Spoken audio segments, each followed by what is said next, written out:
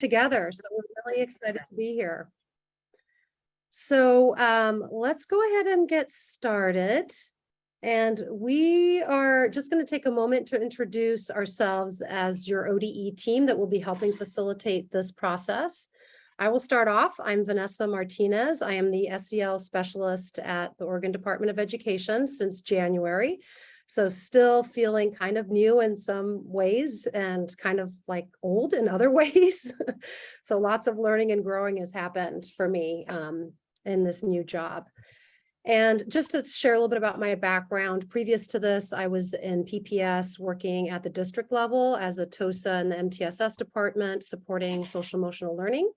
And then prior to that, I was a building administrator, a principal, and assistant principal across Portland Public Schools. And then before that, I was an English language arts teacher in Northern California, and then in the Hillsborough School District in Oregon.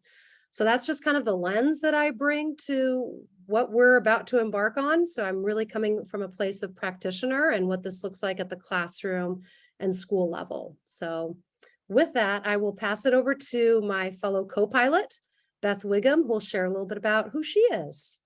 Great, thank you. Hi, everyone. Good morning. I am Beth Wiggum. I use she, her pronouns. I'm the specialist for comprehensive school counseling programs and career and college readiness here at ODE. And just a little bit about me, I'm a former high school and elementary school counselor. I've been a behavior specialist. I've worked in crisis care and in care homes as a support worker. I've also been a CTE and a STEM teacher, and I've worked post-secondary in career and academic advising, and I've also been an adjunct teaching faculty member. So I am just really excited about you all being here, and I'm looking forward to getting to know more about you. So hand it back to Vanessa. Thanks, Beth. And then we have our wonderful Sharon here who led us with our wonderful Hawaiian music this morning, and she is also here to help with all kinds of things. So I'll let her introduce herself and her background. Thank you, Vanessa. Hi, good morning, everyone. I love to see all the smiling faces. Happy Aloha Friday. I am the technical support for Vanessa and Beth for these advisory meetings. So all the invites, all the information about your workday trainings, if you need assistance on that, please go ahead and email me directly. And if you've got any questions with any technical difficulties on Zoom this morning, just direct message me and I'll be more than happy to assist. Thank you, Sharon. And then we also have Alexa Pearson, who is our director, fearless director for our SIS team. And yeah, welcome everybody. You want me to introduce myself? Yes, that'd be great. Okay, thanks. Hi everyone. I'm Alexa Pearson, she, her pronouns. I am the director of the Standards and Instructional Support Team at ODE, which is a team of about 20 folks. It's math, science, social science, counseling, talented and gifted, alternative education, lots of wonderful things. I can't even list them all. I have a Post-it note that reminds me. So I don't often get to stay the whole time at these meetings, but I do get to be here for part of them, and I get to help lead the work at a different level and be able to connect with Vanessa and Beth. And I really do want to start with gratitude and just say thank you for being here with us and helping us make sense of this work together. We are really excited and we know how busy you are. And I get to see some people I used to work with. Hi, Clement. Really exciting. So I'll be here for a bit today. Thank you, Alexa. Yeah, and we'll all get a moment to introduce ourselves vocally into the space. So before we do that, we just want to kind of get a sense of Zoom space and where are some of our tools as we embark on this journey together. But before that, I'd be curious if we could put in the chat just all the different locations where we're all calling in from today, just to get a sense of the diversity geographically and start making some initial connections. So just write down where you're from, where are you coming from, where are you calling from?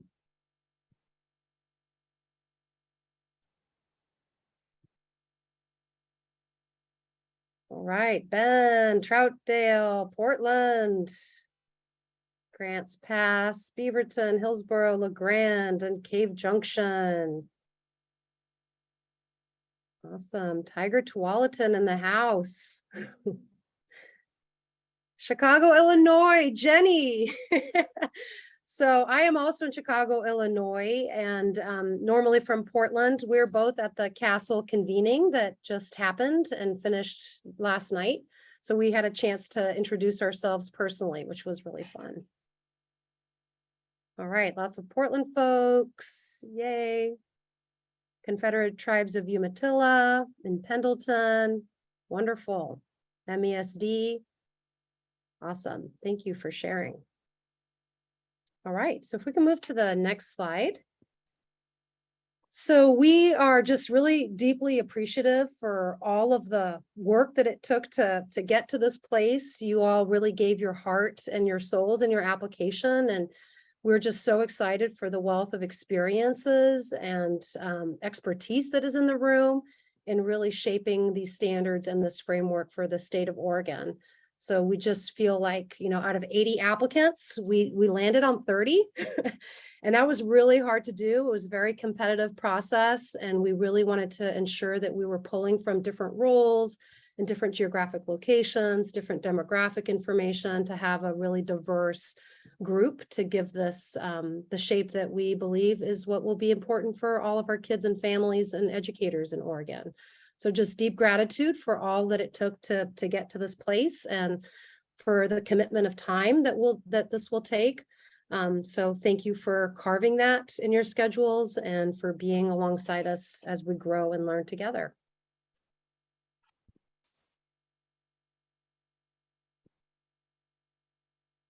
All right, so just a little bit of housekeeping and some technical stuff we're going to cover is we just want to take a moment to review some of the meeting logistics as we kind of settle into our new learning community and before we get to know each other. So just wanted you all to know that the chat and any documents that we're working on, email communication, all of those are public records. And the meetings are being recorded in the agendas, and both of those will be posted on ODE's SEL website. We're also working on providing an audio conference line for the public to listen in for our future meetings, and so that you'll see that in meetings to come. If you go to the next slide. So here we wanted to just not assume that everybody is familiar with Zoom. So I'm just going to take a moment and quickly go over some of the features. So you'll see at the bottom of your toolbar is the mute and unmute. We just ask you to please stay muted unless you want to ask a question or provide some information. Feel free to unmute yourself. Also, there's the video feature that, you know, we love to see your faces, but we also understand if you need to have your video off. We also ask that if you need to get up and do anything, please turn off your video just so there's not distractions. And also, please take care of whatever business you need to do. And that is perfectly fine at any point.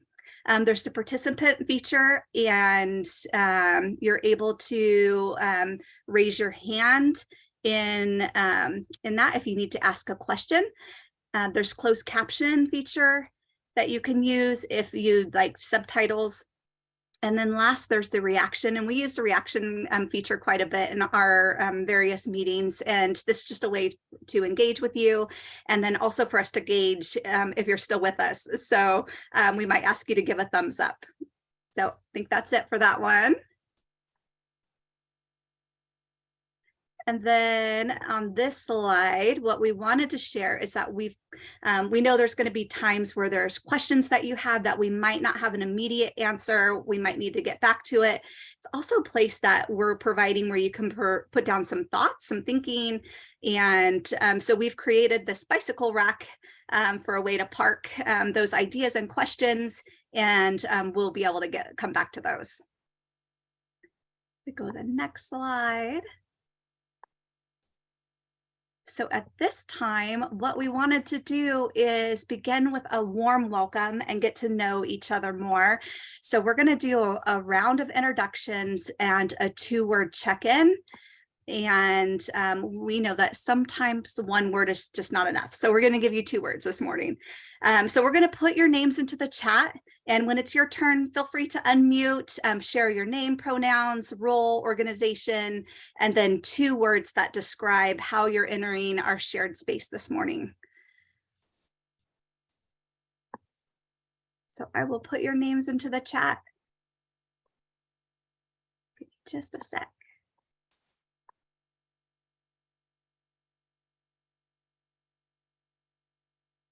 All right, Christina, if you're here, you're up. I'm here. Good morning, everyone. My name is Christina Meinecke. I go by the pronoun she, her. I work I'm a student success coach. So Tier 1 SEL is my focus. I was in the classroom for 20 years and I've been in this role now for 4 years. I currently work for the Forest Grove School District, but I'm going to shout out to those of you in Chicago because I was born and raised in Illinois, then moved to the state of Washington, and now I'm in Oregon. So shout out to those of you in Illinois. And my 2-word check-in is excited and hopeful.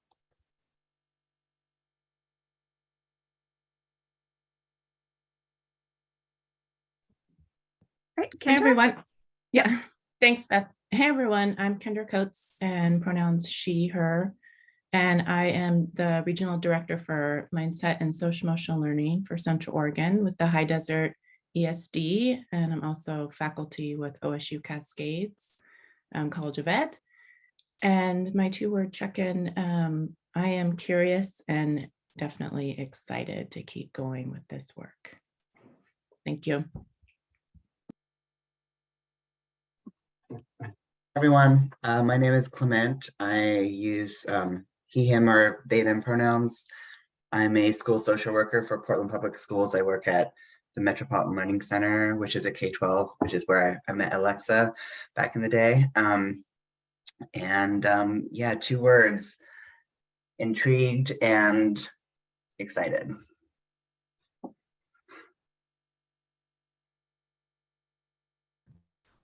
Hi, I'm Stacy Shawn from LeGrand School District. I have a extremely diverse background from 0 to 3 work in healthy families to the public classroom, special education, 32-year special education mom. And my 2 words are, pronouns are she, her, and my words are frazzled and excited.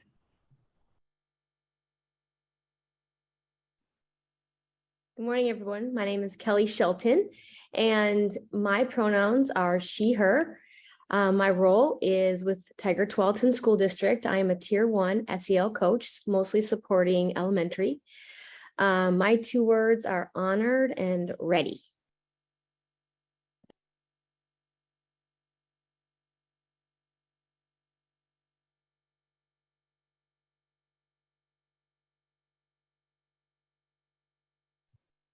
Is Britta here with us?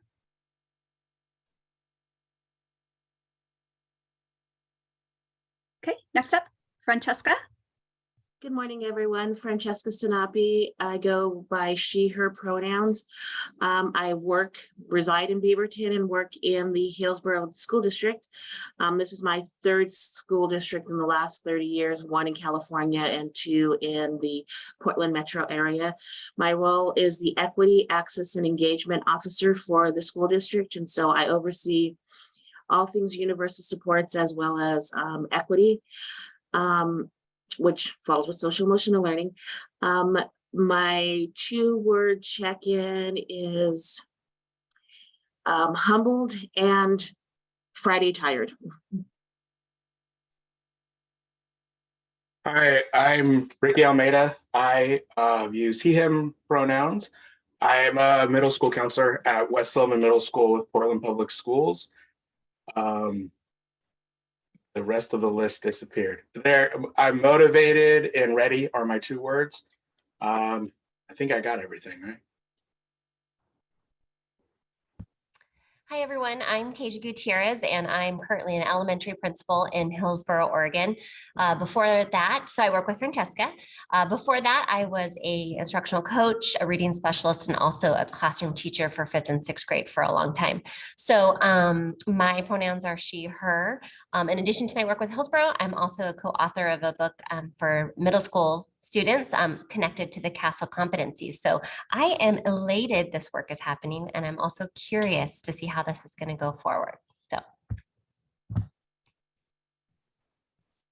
Hello, everyone. My name is Corinne Allen, and I'm the school social worker at the Oregon Charter Academy, which is actually a virtual K-12 public charter school. And I work primarily with high school, but I am one of the leaders of the integrating SEL into our school, which has been really fascinating in the virtual environment. My pronouns are she, her, and my 2 words I think are anxious and curious.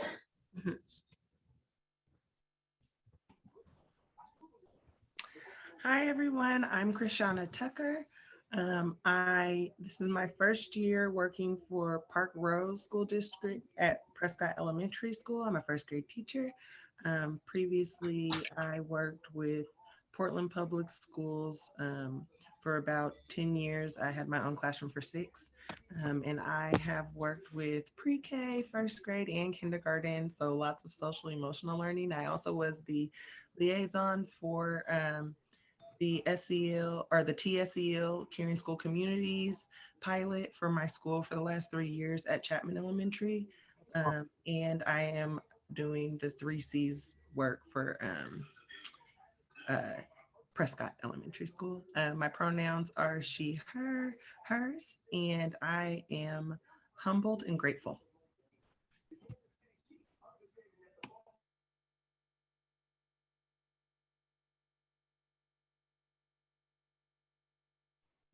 I think there are 2 Michelles, but I'll go. I'm Michelle Wood, and my pronouns are she, her. I am a halftime release TOSA in school improvement for David Douglas High School in Portland. I also teach junior English and a dual credit class, Intro to Education for Mount Hood. 20th year in the classroom. I've had many roles, including new teacher mentor. I work in my school improvement role this year and the last few years, primarily with teacher candidates and our advisory programming for the school and other school-wide projects, other duties as assigned. So I am showing up here on Friday morning, very Friday overwhelmed, but very grateful to be here and excited to see what's next.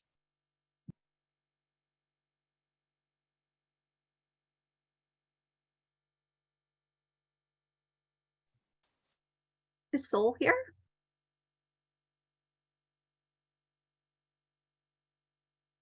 How about Rose? Yeah, hi, I'm Rose Toman, she, her pronouns.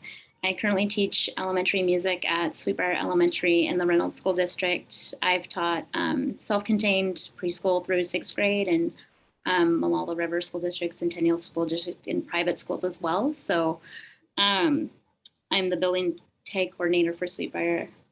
Also lots of social emotional stuff with those kiddos. And I am excited and curious.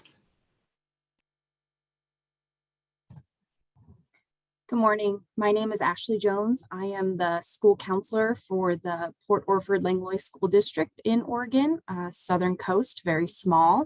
My pronouns are she, her, and my 2 words are sleepy and intrigued.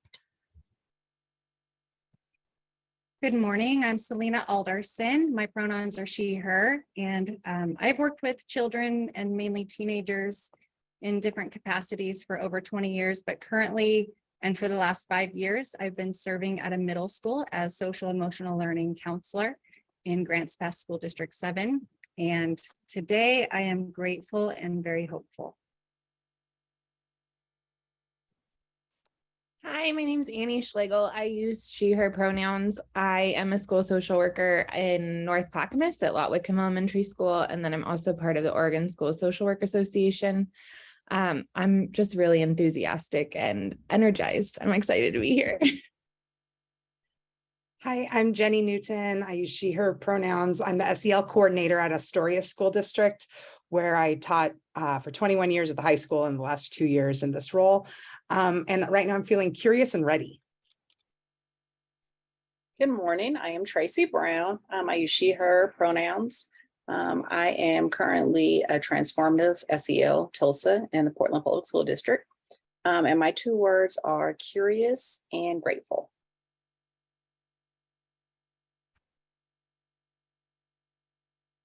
Good morning. My name is Kendall. I am the Title VI Youth Services Manager for the Confederated Tribes of the Umatilla Indian Reservation. I use she, her pronouns, and my 2 words are curious and open-minded. Hi, my name is JC Swick. I use she, her, and I am the Indian Education Facilitator for Southern Oregon Education Service District. And I'm excited and hopeful. And hello, my name is Claudia Nunez. I use she, her, ella pronouns, and I'm a bilingual SLP with and autism consultant with Salem Kaiser Public Schools. And I started off as bilingual SLP for LBL ESD in Albany and as a evaluator for communication sciences and for students with communication disorders. Let's see, my pronouns for this morning are accepting and eager. Yeah. Hey y'all, I'm Michelle Cardenas. My pronouns are she, her, ella. I have the privilege of serving the Reynolds School District as a program administrator for school culture and climate. Before that, I was the principal of a nonprofit alternative school, Open School East. For those of you who have been at Oregon for a long time, formerly Open Meadow. Prior to that, I was an assistant principal in California and teacher in Newark Public Schools in Jersey, where I'm originally from. And my words for today are inspired and gratitude. Good morning, everyone. My name is Natasha Jackson. I see some familiar faces on screen who may know me as Natasha Butler. It's great to see everyone. I currently am the senior program administrator, she, her pronoun. I am currently the senior program administrator for climate and culture for MESD, which is a new department within MESD. Previously, I was a K-5 principal, and before that, I was a middle school principal. So it's great to see everyone.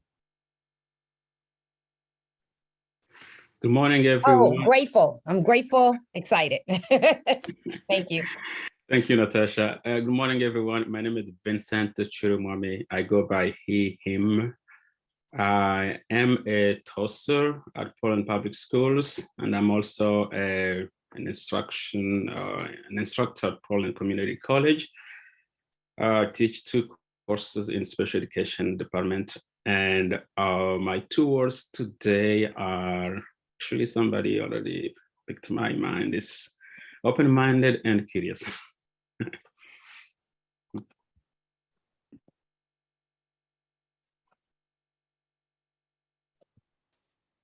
Chandel here. All right. Yes, up. I'm here. Sorry. I am in transition at school drop-off time. So I'm on my phone right now. And once I'm back at the office, I'll be on the computer. So I'll have to step out and come back. But thank you for your patience as I unmuted myself. So my name is Chandel Landon. My pronouns are she, her. I, like many of you, have worn a lot of different hats, and I'm super thankful to have the privilege to work in the Central Oregon area right now. I am currently working for Oregon State University Cascades as a faculty instructor through the College of Ed.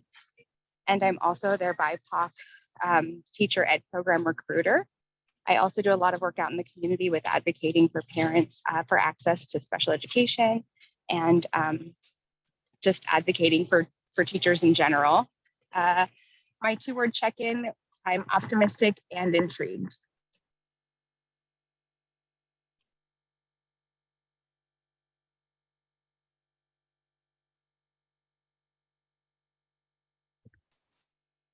All right, Alexandra?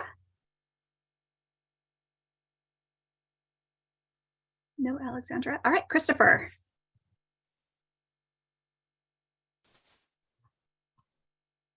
No Chris this morning. All right, Christine.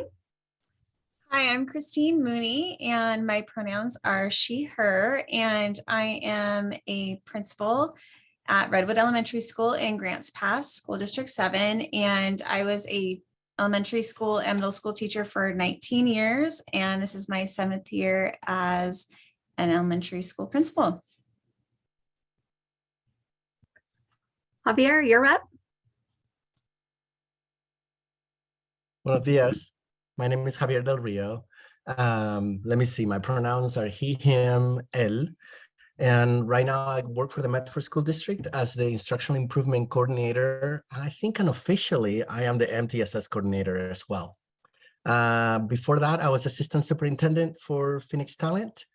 Before that, I was a principal. And before that, I was a teacher in the bilingual program in Phoenix Talent and also in Los Angeles. And my 2 words are optimistic and grateful.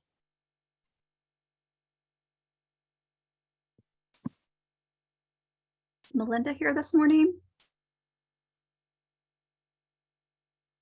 Or Kristen? All right. I think that brings us to the end of introductions. Thank you all for letting us get to know you a little bit better. We're going to transition to another slide. Sharon, if you'd be able to bring it back up. Perfect.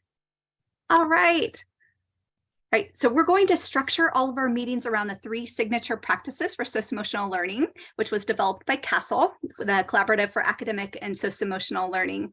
So this is going to help us to intentionally embed SEL strategies into our advisory group meetings and give us a chance to explicitly practice them. So give me a thumbs up. You can use your reaction tool. If you already use this approach in staff meetings, trainings that maybe you might put on, parent meetings, any other gatherings.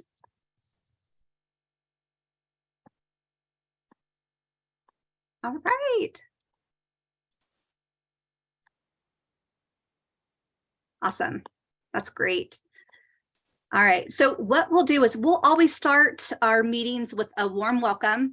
We want to invite people in, and then we'll have engaging practices be the core of our meetings. And then last, we'll end our time together with the optimistic closure. So for today, our warm welcome is going to be our gratitude for all of you and where we've been and where we're heading. The introductions, and we have an agenda and outcomes that's coming up next. And then we'll go over community agreements together that we'll be engaging with. And then for our engaging practices, we'll be covering the context and our call for this work, what guides us, and then we'll dive into the phase 1 socio-emotional learning report recommendations. And then last, we'll end our meeting today with a feedback survey, next steps, and a closing activity. So please stay on for the end because we want to hear from you. And we'll go on to the next slide. So for our 2 main outcomes today, what we're hoping to do is determine our community agreements together, and then for you all to provide some initial input on phase 1 preliminary report recommendations. So we're going to get grounded in this report, and we're going to use your recommendations, your thinking, and your feedback to further develop the standards and the framework. And I'll hand it over to Vanessa. Yeah, thank you, Beth. So I just want to say how awesome it is to hear all of your stories and where you're all coming from and your beautiful experiences. It's truly amazing. It's one thing to read about you all, and then to have you all in the space. It's just, I feel really honored to be with you all. And even Alexa said, what an amazing group in private text message. So I just really believe that we're the ones we're waiting for to do this work, and really excited to join us in this venture together. So if we can move to the next slide, we're going to talk a little bit about our shared agreements and what we want those to look like for our spaces. And one of the most beautiful things about being in these spaces is that we will start to build connections and really deepen relationships with each other in our state as we do better to serve our students and families and educators. So thinking about that and what kind of space we want to create that's going to feel like we can bring our full selves into the space, where we can speak our full truth, and how we can feel empowered to really center equity and our students. We want to really think and reflect about what are those community agreements that are going to ground us in that shared vision together. So I found this quote that really resonates. Anything by bell hooks, I'm definitely a fan. So I'm going to read it. And as I read it, if you think about a word that you really want to highlight or focus, and if you'd put that in the chat, that would be awesome. So beloved community is formed not by the eradication of difference, but by its affirmation, by each of us claiming the identities and cultural legacies that shape who we are and how we live in the world. So take a moment to think about a phrase or a word that's speaking to you.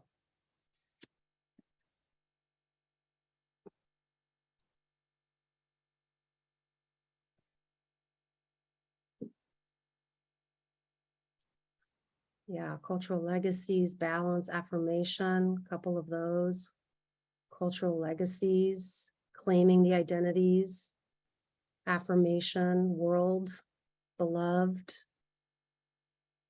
Right, and as I think about our students, right, and the SEL standards, that's what we want for them. We want them to be affirmed for their whole selves, their future selves, their past selves, their generational selves, and to be able to bring that and feel empowered in their classrooms and in their schools.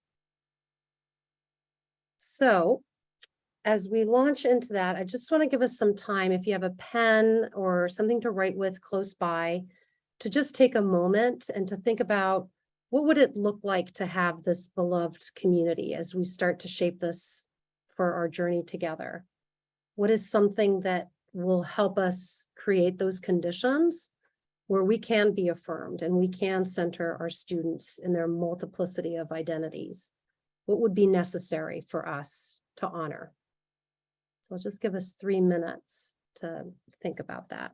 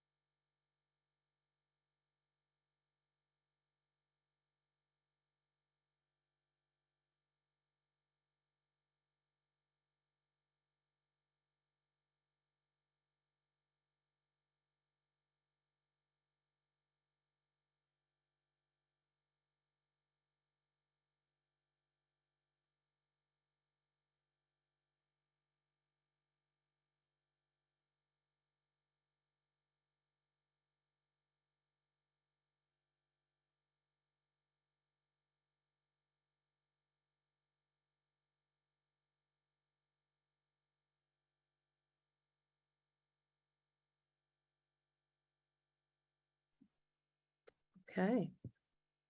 If we could come back. So as we decide what this space looks like, we want to do that in a co-constructed way. And we thought it would be interesting to start with some initial ideas.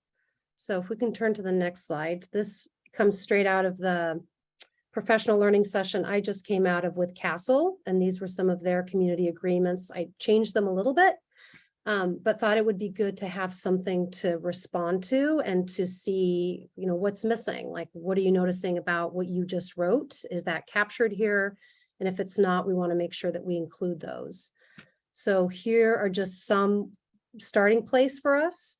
And then what will happen is we'll be moving into breakout rooms where you will get to work with each other and get to know one another a little bit better and think about what is missing, or what would you suggest be changed so that this really reflects who we are and who we want to be in this space.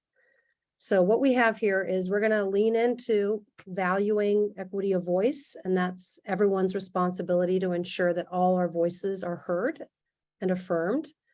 Speaking our truth while honoring multiple truths and perspectives, right? Allowing for that multiplicity to exist. And then trusting that everyone is honoring their own needs. So like Beth said, please take care of yourselves. Whatever you need to do, please do that. We want you to feel comfortable and safe in the space while also experiencing this comfort of learning, which is, right, what it means to learn. And then belonging in this community exactly as we are. So we're not here to fix each other.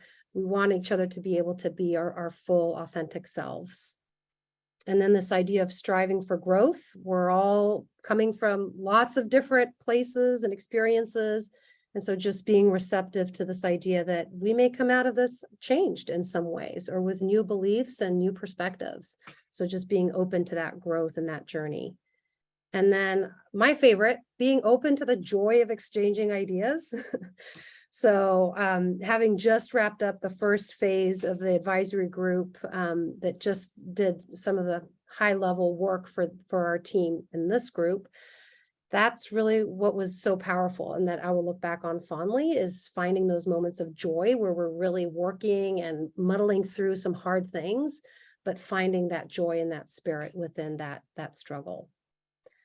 So that's a place to start from.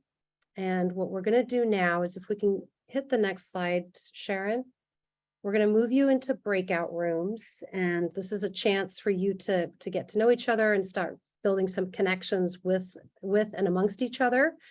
So we would love for you to introduce yourself and, discuss what you saw in those community agreements and what suggestions you have to include or change. So based on your own reflections and based on what you're hearing in your small groups, want to come back and then be able to adapt those and make them true for who we are. So we're going to be in groups of 3 participants. We're going to spend 8 minutes in those. And Sharon, if you can open up that link. And we're going to be using a Jamboard. And so a Jamboard is a way to kind of capture all of our thoughts as we move along today. And so Beth just put it in the chat. So you'll see that the agreements are on there.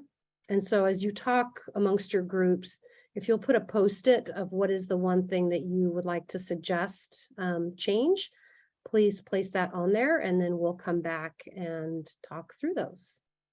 So any questions about what we're doing? Okay, awesome. All right, well, off we go, and we'll see you back in 8 minutes.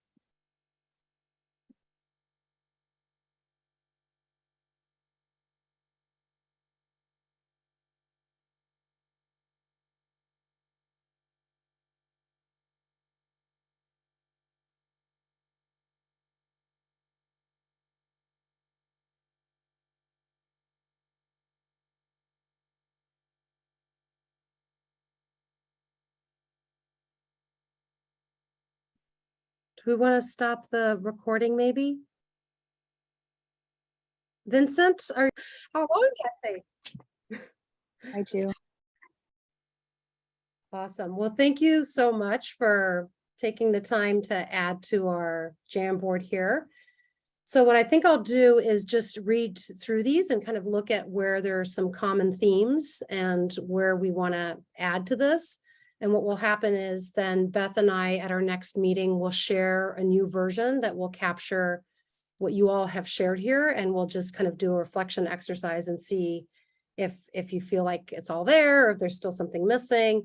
And like all agreements, we want to just be attentive to them and give them shape and evolve as we need them to evolve.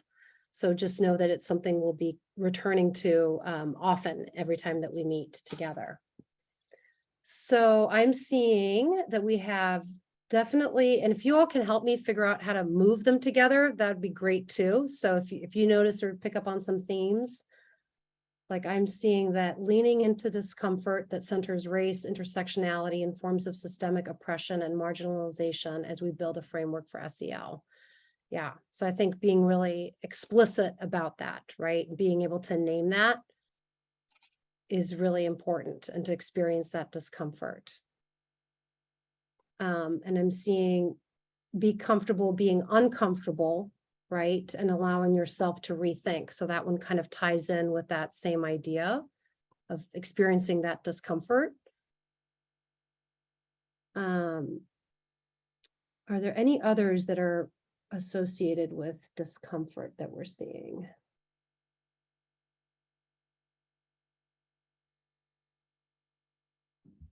Vanessa, I added the paradox post-it.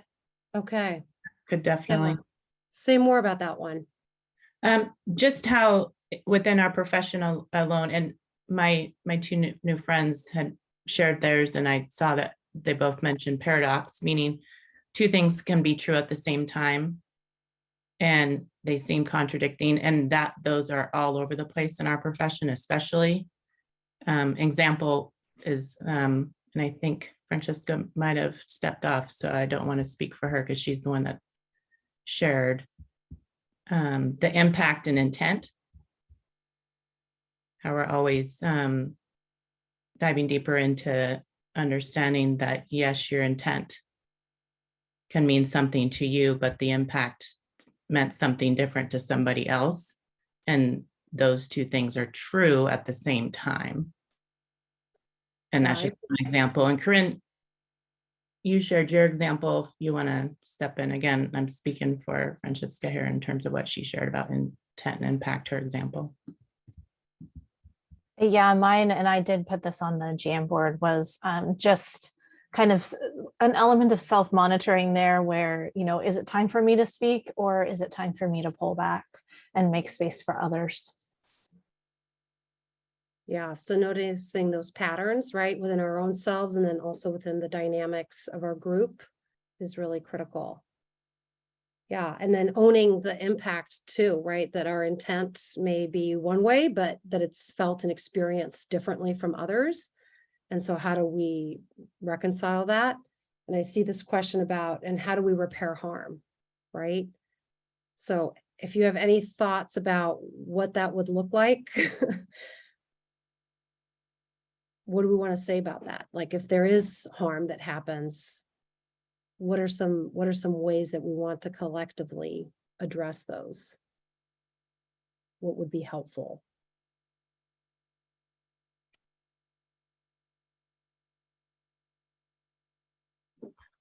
Well, something very specific, we can stop saying, I'm sorry if, you know, we don't even know how to apologize yet very well as humans. We think we do, but we don't. Mm-hmm. So just a specific, yeah, no, sorry, but yeah, just all the different versions of apologies that we really screw up over and over again. And the other human being leaves going, yeah, that felt terrible. That apology was not an apology, right? I mean,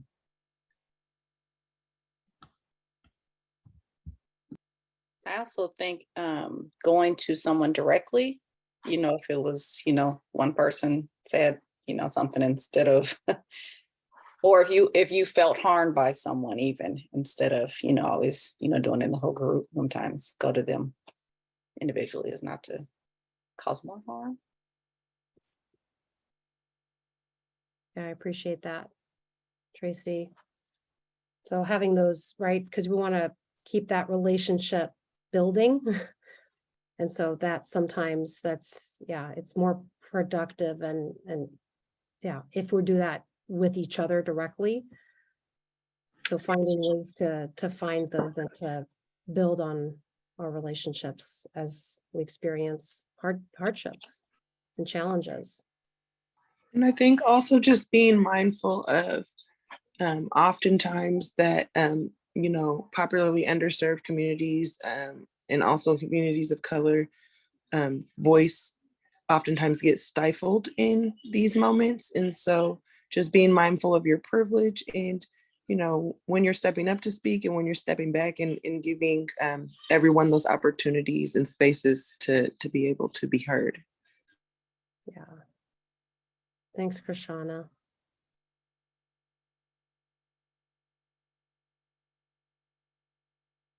All right, we've got some things we can work with to bring back to you around that intent and harm, and how do we repair that, or how do we acknowledge that?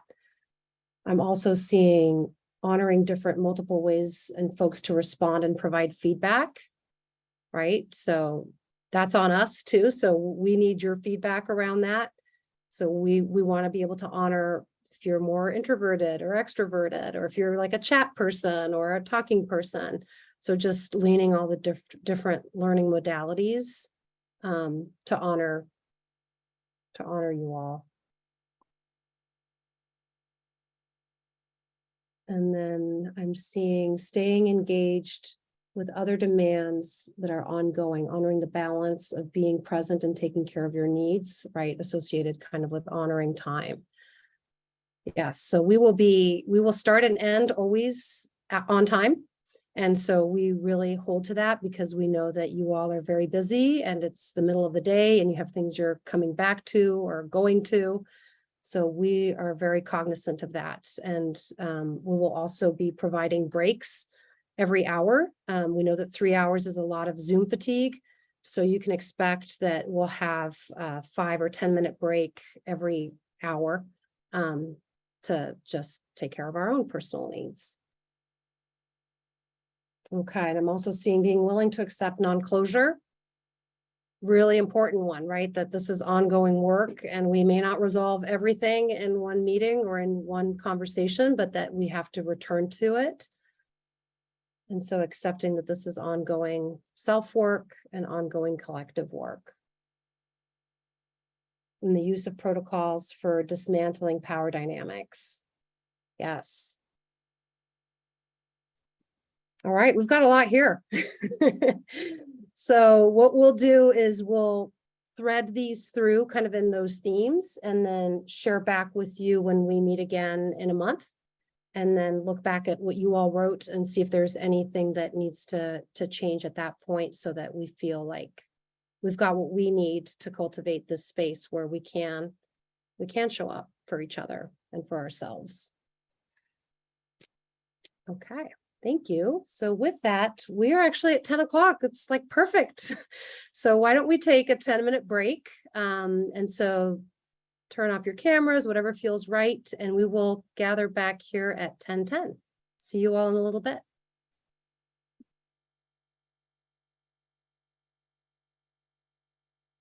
Everyone, welcome back.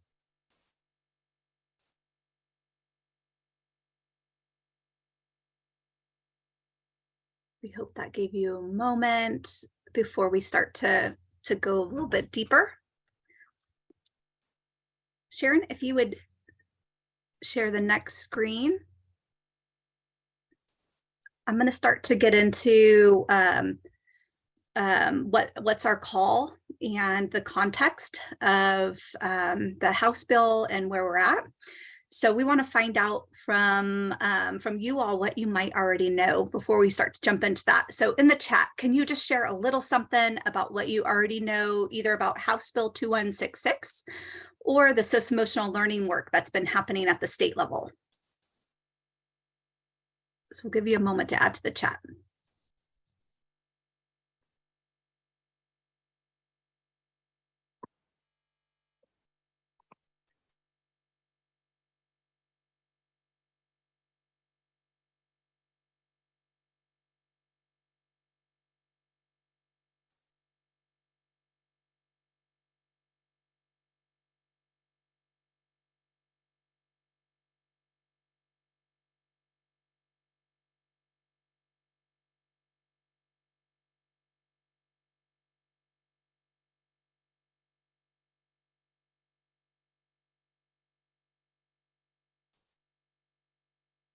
if anybody wants to unmute too, feel free if you want to add voice to the space.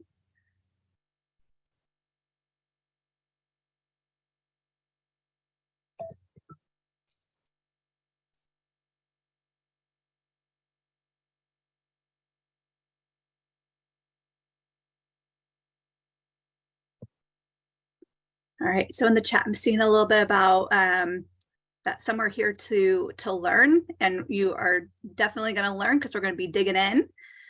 There is TSPC education prep programs, SEL standards that are coming. And then it looks like some of you have dug in a little bit to the report. And yes, we are going to be implementing standards so that schools will address the whole child. That is our goal. Yes, lots of representation from diverse communities.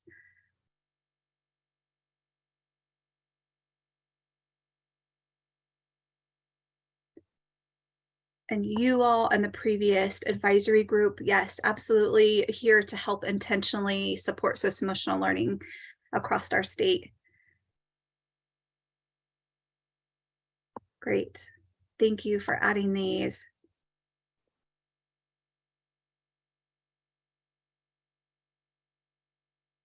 Just reading a few of the others that have been added.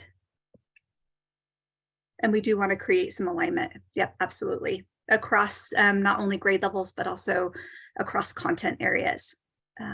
So we're excited about what's to come. All right, so if we could move on to the next slide.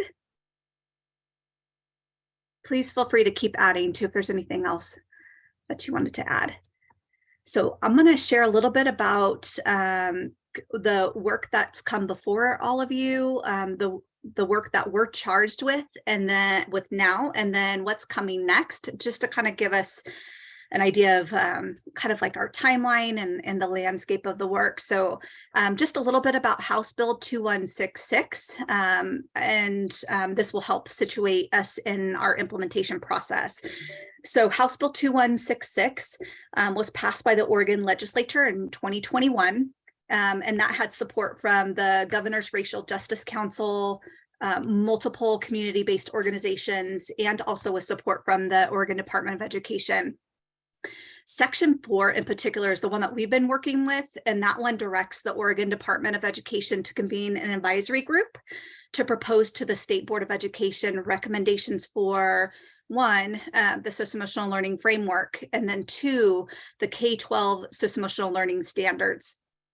The bill also, there's some other information in the bill that directs ODE that we have to partner with TSPC. So that's the Teacher Standards and Practices Commission, and also ELD, which is the Early Learning Division. And they've both been fantastic to work with. And they're not here today, but we're hoping to be able to introduce you at our next meeting.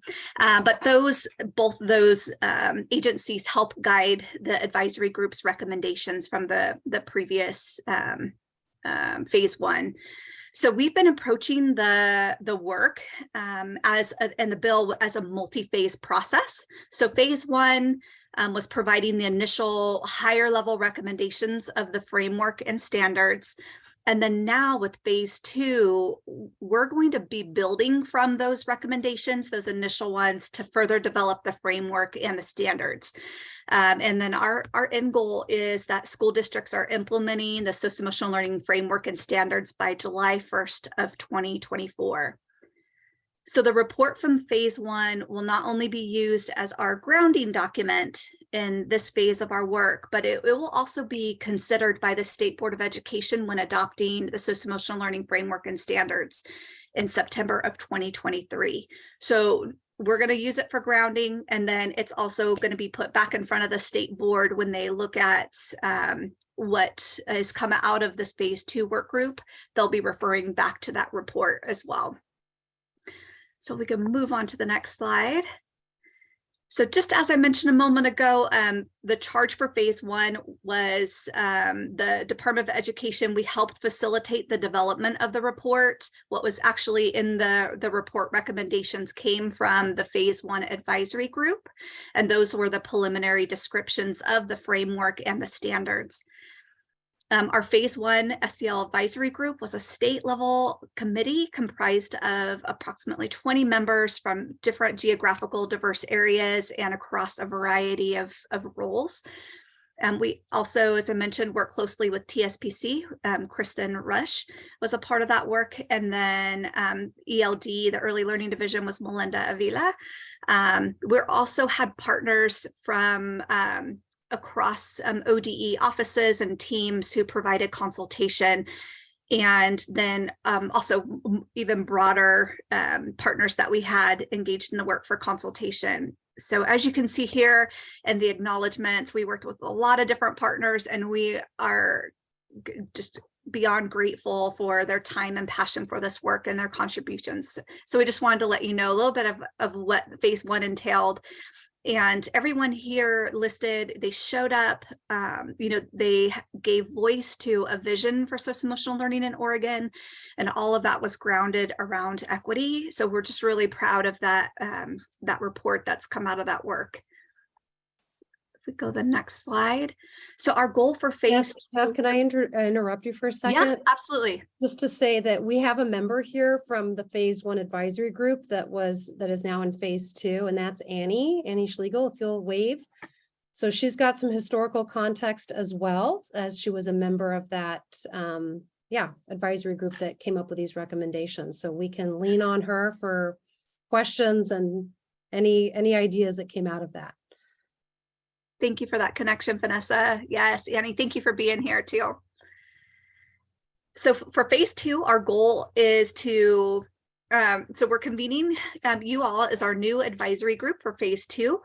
And the plan is for us all to meet from October until May of 2023. And we're going to start digging in and building from the preliminary description report of the SEL Framework and Standards.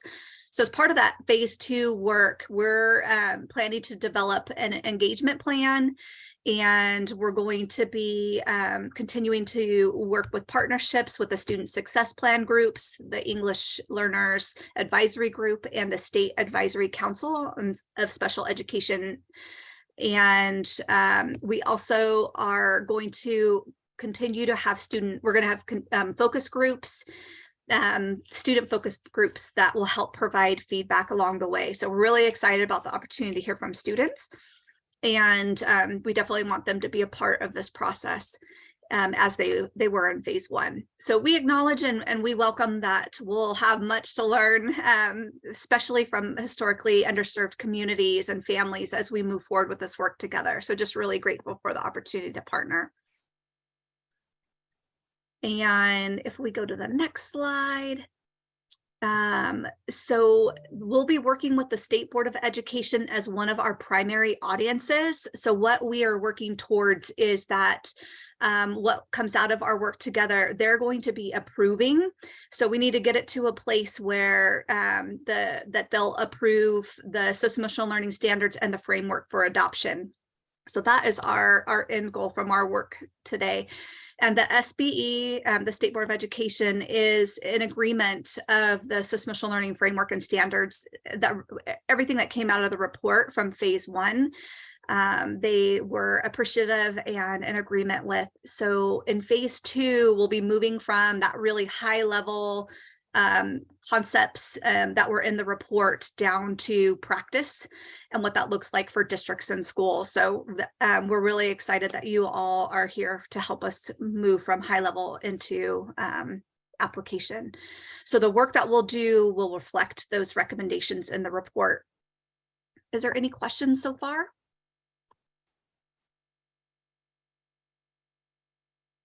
All right.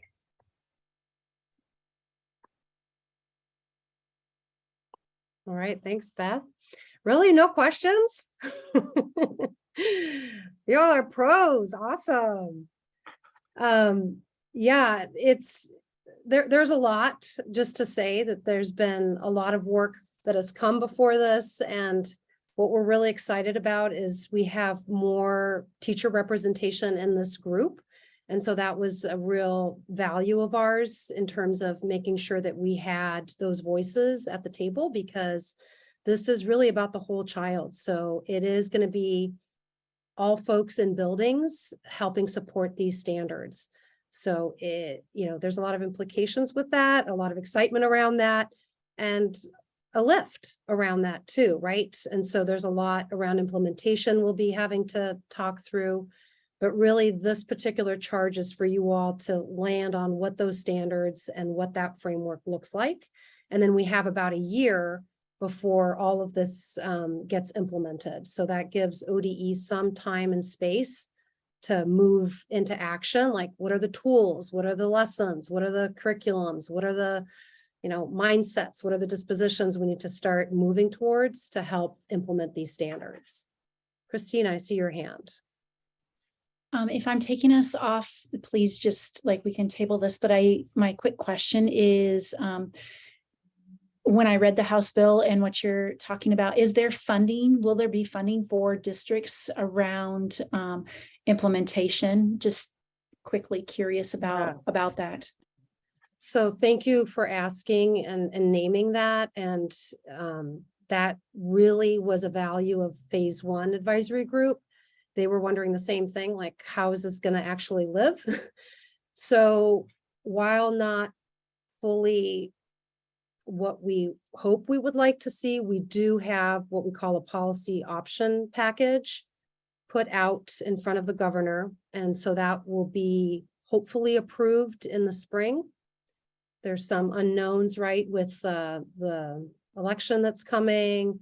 So that's just the legislative process that we're waiting on. And that policy option package includes funding for materials, so instructional materials, curriculums that can be supporting districts, as well as an additional FTE of a person that can help really kind of coordinate the professional development and coordinate all of those supports to help this kind of take off. Now, we know that's not enough, but it is what we are advocating for at this time with legislation. So that's a proposal that's out there.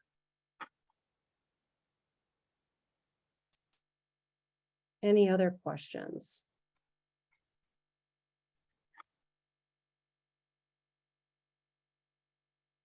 And you'll notice as we take a dive into the report that what was very front and center for folks is this idea of implementation and just how do we do that, right? There's a lot of coaching and that will need to happen for educators so that the SEL standards are not used in a way that they're not intended to be used. So there's the potential there for harm, and we know that. And so we just have to be very thoughtful and conscientious about what that plan looks like. And while that's not the charge of these advisory groups, that's really kind of ODE's work that has been named again and again, and not just by advisories, but any engagement we have done with families and communities that has surfaced over and over again, and is why you'll see implementation considerations as part of what needs to be just named and said repeatedly, because we know it's important. I do have a question about curriculum. Yeah. Have we looked at specific curriculums, or is that part of our process is to look at curriculums? We have a curriculum that we're using now in our district, and I'm just curious as to whether that would be something that we could continue with once this all happens, or we would be looking at maybe one universal curriculum. Yeah, good question. So we're coming up with the standards. So we're leading with the standards, and the curriculums will follow whatever standards we put out there, and that is then vetted. There's a whole separate process, is my understanding, going through instructional materials and finding what will be a good match for the standards that you all create in this group. So I cannot reliably say that the curriculum you're using may be what fits, because we don't know what those look like yet for Oregon. But yeah, So we're leading from the place of standards and then finding curriculums that will be able to align to what you all determine those to be. Ooh, I love that. Do we have plan for equity coaches into buildings to help teachers with this work? Right. So that's a great question and a great need. And that would be a good one to put on our bike rack so we can figure out like what are the avenues for advocacy, right? In terms of your role on this advisory group, and then also what you're hearing from your workplaces. We can figure out what those avenues are to advocate. Okay, yes, I see another question. Is the state determined if they are anchoring to CASEL? So it's not so much the state, it was the first advisory group. So ODE was really in a facilitative role. We did not have decision-making authority and what those would be, but the advisory group in their recommendations did decide to go with the CASEL competencies as well as the transformative SEL focal constructs, which is also CASEL. So yes, the answer is that is the direction that we're moving in. And we'll read more about that and kind of, dig deep as we get to that part of today. We want to give you time to spend with that report, spend some time in that report and get anchored in it, because that is what we're actually making real in this next phase.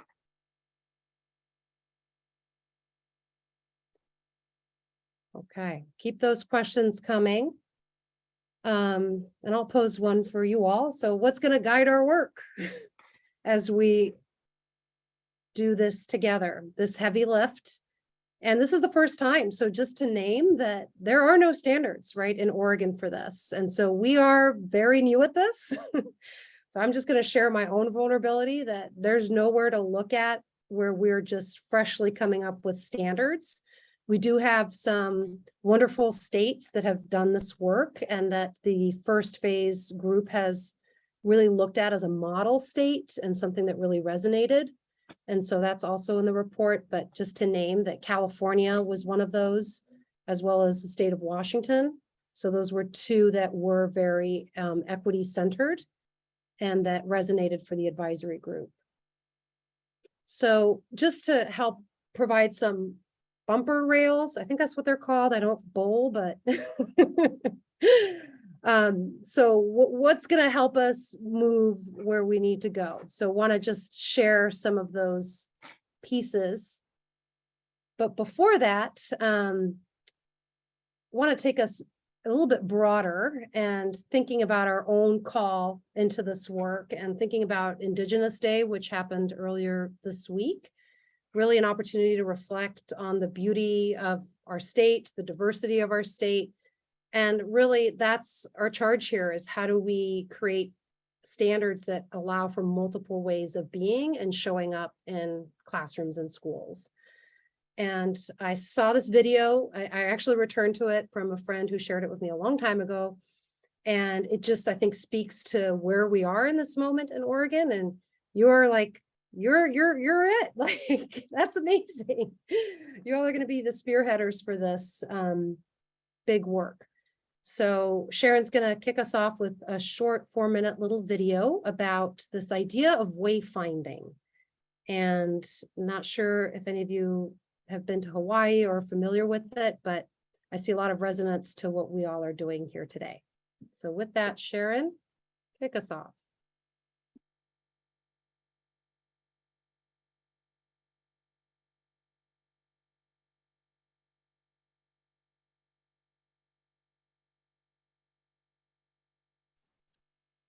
Sharon, we can't hear the video.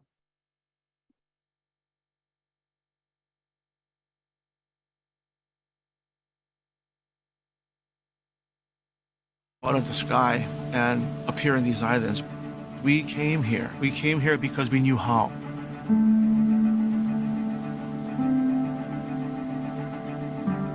This is a really good crew. You got a good captain. The job of the navigator is to see as far into the future as you can, so you can make decisions that are going to protect your crew and make sure you're on the right path.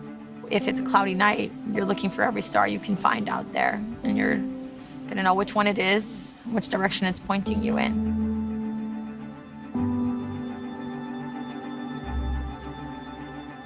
Maritime culture on the earth really began about 7,000 years ago. Over thousands of years was the development eventually of the deep sea voyaging canoe.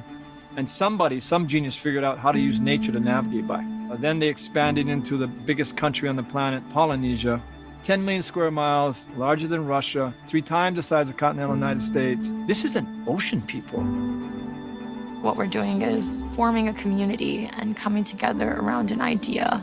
Putting up with a lot of pretty intense conditions to put ourselves out in the ocean for weeks at a time. So Lehua will take off for the next couple of days. Lehua, as a lead navigator, is going to have to make 5,000 observations of nature. A wind, the wave, the cloud, the star, the sun, the moon. Part of finding an island is being able to see the signs that show you an island. I would have never thought to worry about how many seabirds were out there until I just needed one, and every single one of them was going to be so critically important for us to arrive. We talk about navigation as being non-instrument. The instrument is yourself and your body. You can feel what's going on. You can feel the wind. You can see the stars, you can see the sun, and you can feel the waves underneath you. It's hard because she'll be up 22 hours a day. She's going to have to make the best observations and the most clearest decisions when she's the most tired. There are elements out there that are guiding you. And I can't always put a description on what they are. I say they're my ancestors. When you know, but you don't know how you know. Is it because of your long training? Is it spiritual? Is it luck? Is it ancestral? And then when you start to go back and look at the worldview of the Hawaiian, the heavens, the fresh water, and the top of the mountains to the sea was first. Nature was permanent. The human being was temporary. Completely different than the worldview of the modern man.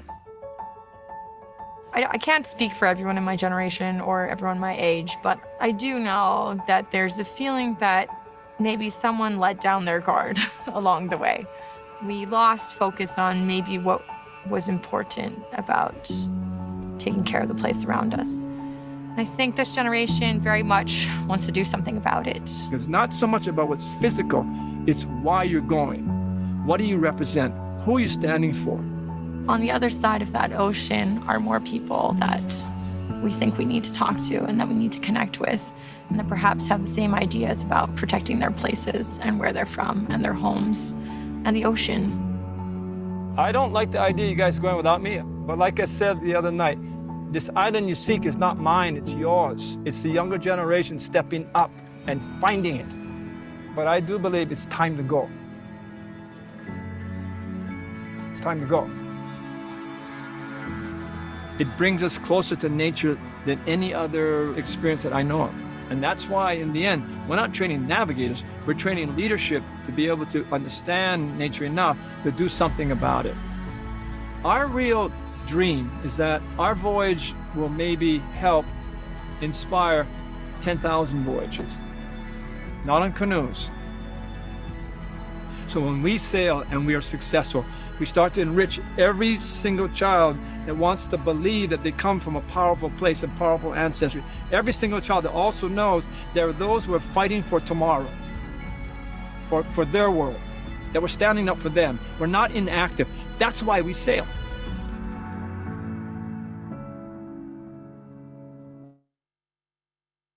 Oh, thank you, Sharon.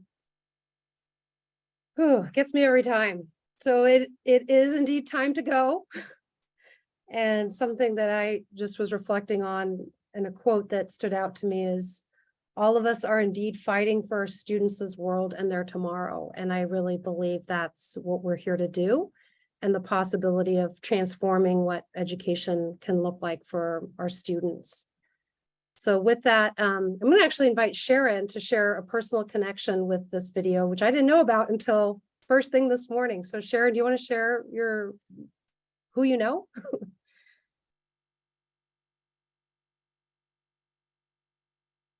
Alrighty. I actually, and I'll make sure, I know there's a question about the video link, and Beth was kind enough to follow up on making sure that you'll each have all those resources.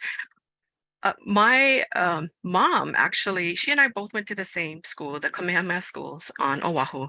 And it's a private college preparatory high school where you need to, in order to enroll, you need to show proof of being part Hawaiian, which I am.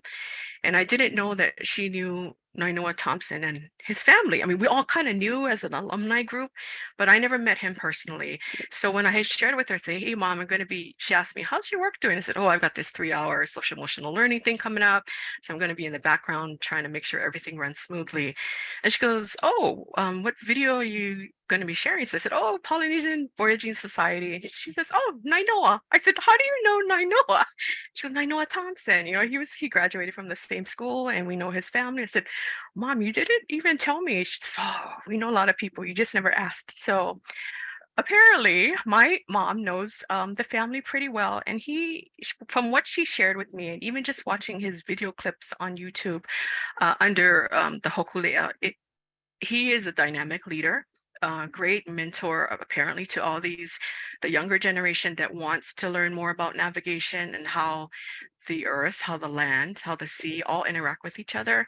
And I was sharing with Vanessa earlier that I kind of see that in what you folks are all doing here is you're connecting and you're realizing that there's a great need for this work to continue and develop and further bring the children more is as a group to, hey, this is important work and these are the tools and the teachers that are out there and all of you that are working hard, feeling overwhelmed. Oh, by the way, my mom is a retired elementary school teacher, music.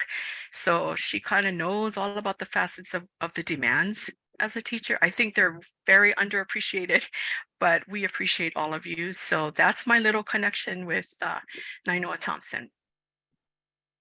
I just love when those things happen, right? It's just beautiful when those moments, you can make those connections. So thank you, Sharon, for sharing that story earlier this morning and today with all of us. Appreciate you. So yeah, we may not always have the answers and we're going to have to look for some signals along the way, right? I think he said something like 5,000 observations of nature to figure out where to go. So I kind of see that as our charge. We're going to have to lean into our own relationships and think about, how can we get multiple perspectives on the work we all are doing so that we can get to where we need to go that's going to best serve our students. So we're going to ground ourselves a little bit in this idea of, I'm sure you're all familiar with it. It's used very heavily in education, Simon Sinek's Golden Circle, and it always works. So we're going to use it here. And we're going to use it as a way to think about what is our why collectively. You heard a little bit about what brought us here, right? There was some work that has happened before, but we want to also anchor in our own individual whys and be able to connect around those and start building that connective tissue. And also think about like what our students are saying and ground ourselves in some of the whereas statements of the bill, which really shape the intentions, like what the hope is for this bill to be actualized and what it would look like live, right, in our schools and in our classrooms. So with that, before we move into our whys, I want us to spend some time, and this is kind of like pick your own adventure. You can either choose to go to the whereas statements, or Beth is going to share the Jamboard. There's slides 3 through 8 have some Oregon data that our first phase looked at to kind of anchor in what do we need to do.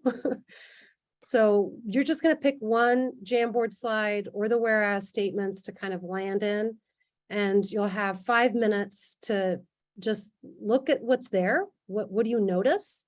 And then when we come back, we're going to do kind of a waterfall where everybody will post one thing that a fact or something that you're curious about or a question that came up for you, an initial reflection on what you noticed.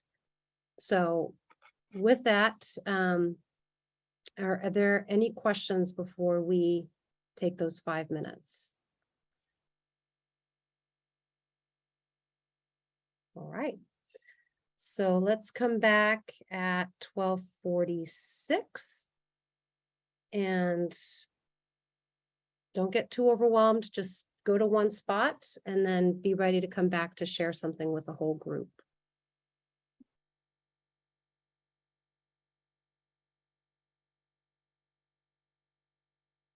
We were not supposed to be in breakout rooms.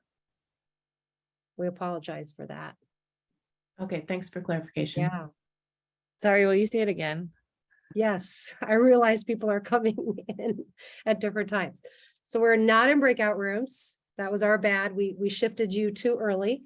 So what we're doing right now is just a silent solo activity where you're landing in either one of these data pages or the whereas statements. And for 5 minutes, you're just going to explore what's on that space or on that slide. And then we'll come back and just share out in our chat. So not going anywhere. Could you please reshare the whereas statement? Yes. And then the Jamboard. Okay. Thank you.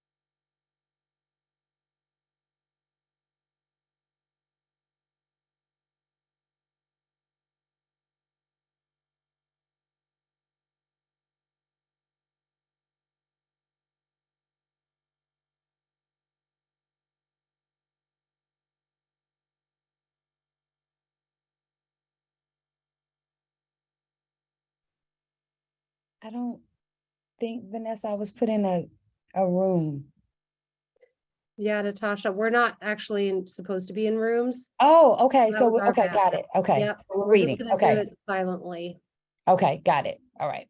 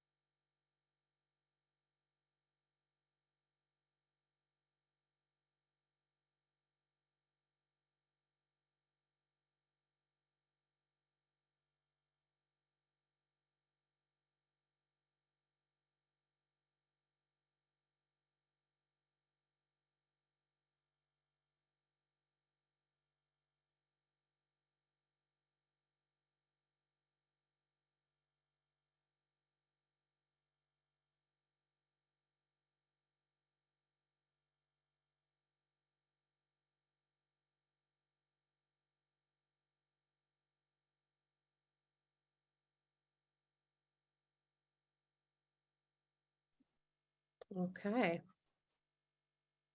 So hopefully you were able to just take an initial look at either some of the data that the phase one looked at and or the whereas statements that really kind of support this vision for what these standards and framework will be.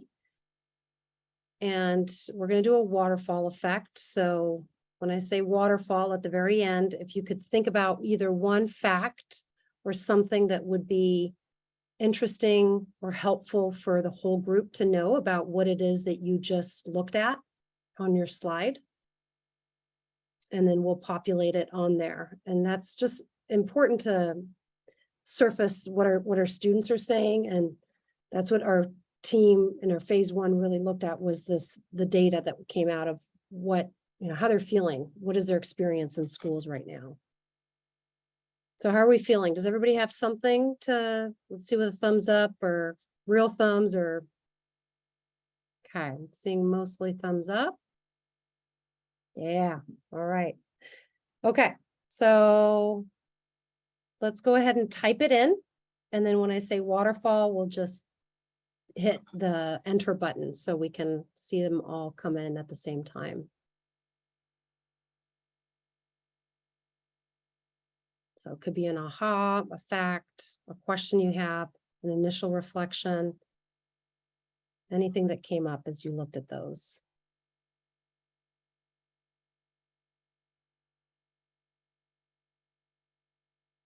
And are we putting the response in the chat or on the Jamboard? The chat, yeah, in the chat.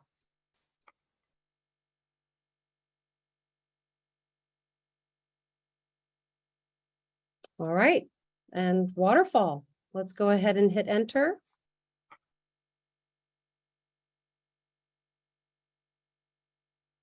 And let's take a moment to read through what we all want to highlight.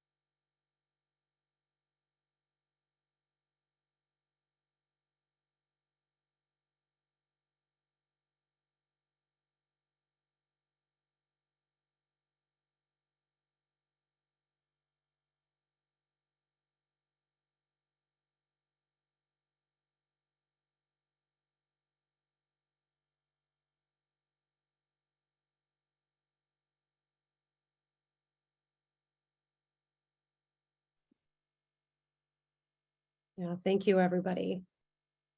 Certainly tells a story. And I also appreciate the questions about the data itself. It's important to problematize that. I know at ODE, we've been reading a book called Street Data, which just says how woefully this data really supports any kind of change or growth. And so how do we actually listen to kids' experience, direct experience? So that's something we want to just hold as we move along together in this.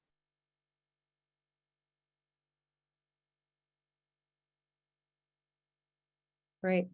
So a lot of complexity here, and that's what we'll be doing, is navigating all of this complexity together.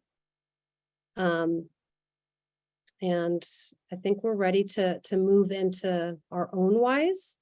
So we are going to be moving into breakout rooms.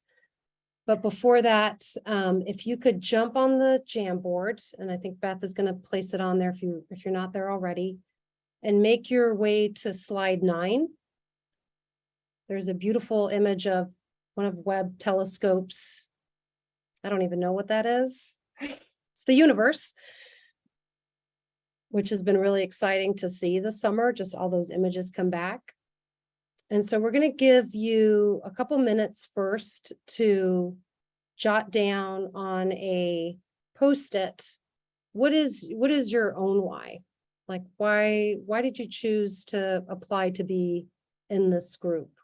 What motivated you to be here and to be a part of this work? What's important to you?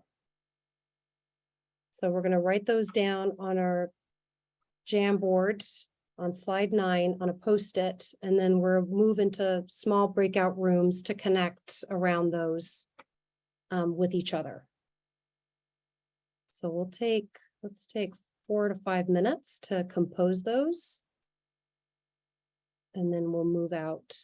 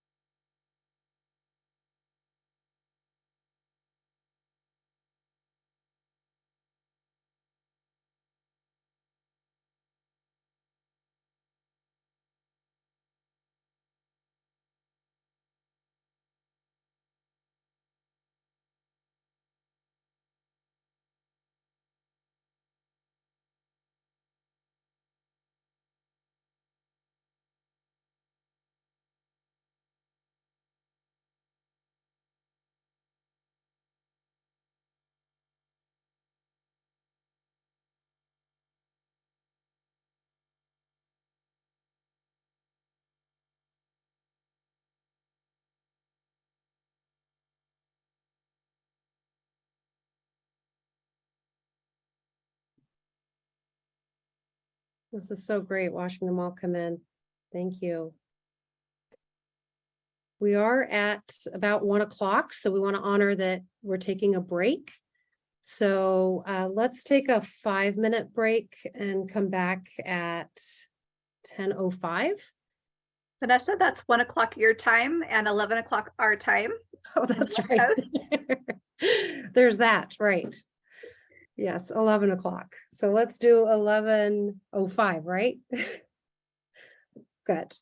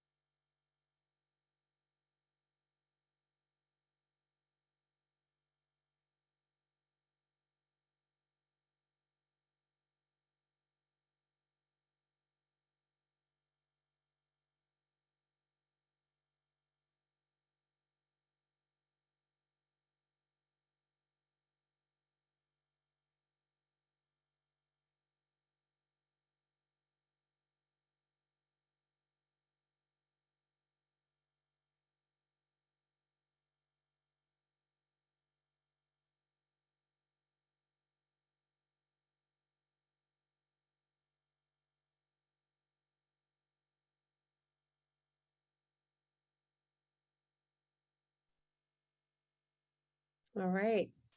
Thank you all for coming back. Hope you got a nice little stretch break there. I love seeing everybody's whys. So beautiful. So we are now going to be moving into breakout rooms and just an opportunity again to get to know each other better and to share what it is that you wrote and why you're here today in this group and why you really value this work. So with that, Sharon's gonna launch us into our rooms.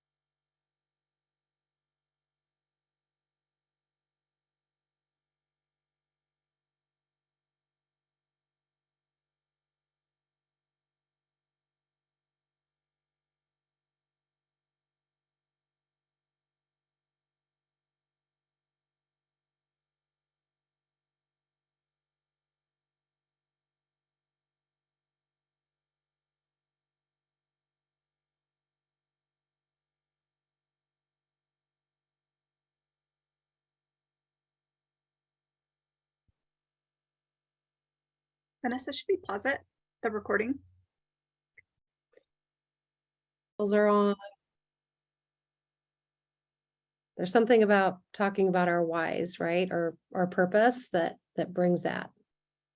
So thank you for leaning into that. All right, so we're gonna move along and talk a little bit about our how, which is what does this mean for our group and what is this gonna look like? Just to kind of frame us in terms of what is our process? Like, why are we meeting in this way? How are we going to be organizing ourselves? What are the tools that we need, that we have at our disposal to kind of lean on as we go along this journey together? So our how is really our process, and that's going to help us actualize our why. So with that, if we can move to the next slide, Sharon.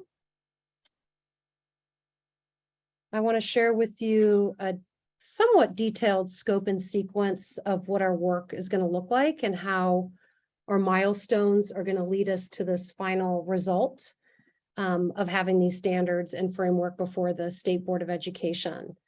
So what you see is in red are really the kind of like the non-negotiables, right? Those are the hard deadlines that we have real no wiggle room. We have to have something before the board to be able to share with them. And so for us, that will be in May 18th. So what that looks like is it's called a first read. And what will happen is both myself and Beth will go in front of the state board and share what you all have created and then share that with the board. And at that point, they may decide that they feel really confident and really good about what is there, and they're ready to kind of adopt our standards and framework, which really kind of concludes our time in this advisory group. Another possibility could be that they say, you know, we want you to do this, or take a look at this, or change this piece of it, or do some further engagement with this group. So they may provide us some feedback at that May 18th meeting. And so what will happen is then we'll have a second read on June 16th, which is when we'll share with them what our changes have been made since the May 18th version. So there's a potential that it won't get adopted until June 16th, which is why we have that June 8th as a placeholder. We may or may not need it depending on how State Board responds to what we all create. So those are kind of the hard deadlines. And what you see also in green, February 9th is our preliminary draft. So we're hoping that we will have something internally for our own purposes so that we can start talking with each other and really looking at it holistically, because we're going to be in smaller groups. And so that's really our checkpoint to take a formal vote and see if we're really ready to move forward with what we've created up until that point, and really figure out what are the changes that need to be made. So that gives us the March 9th meeting to do so before we head into that May 18th. So that's kind of like another deadline that we'll be up against to really kind of holistically look at everything together. And so moving backwards through December through January, and really starting in November, we will be organized into smaller work groups. And so that's really the space and time. Today was a lot of listening, and we really apologize for that. That's not our style. And yet there's a lot of information we need up first, right, to be anchored in. But our hope is that these 3-hour-long meetings are really the space and the time for your work groups to do the work. So you'll be organized and you'll have a say in what your passion is, what your expertise is. And then really these meetings will be those opportunities for you to be in those breakout rooms with colleagues to develop the standards, develop the framework.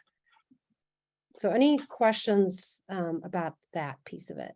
Vanessa, if I could just add too, if you all see for that February-March timeline, we're really trying to hit that February 9th date for the final vote of the standards and framework, because we're going to be doing the engagement throughout March. And so we really want to try to have the what you all come up with in a really good place so that we can get that out and share it with them and get feedback for those revisions that Vanessa was talking about before we go for the first read. Yeah, thank you for saying that. That's really our chance to hear from students. So we'll be having focal student groups.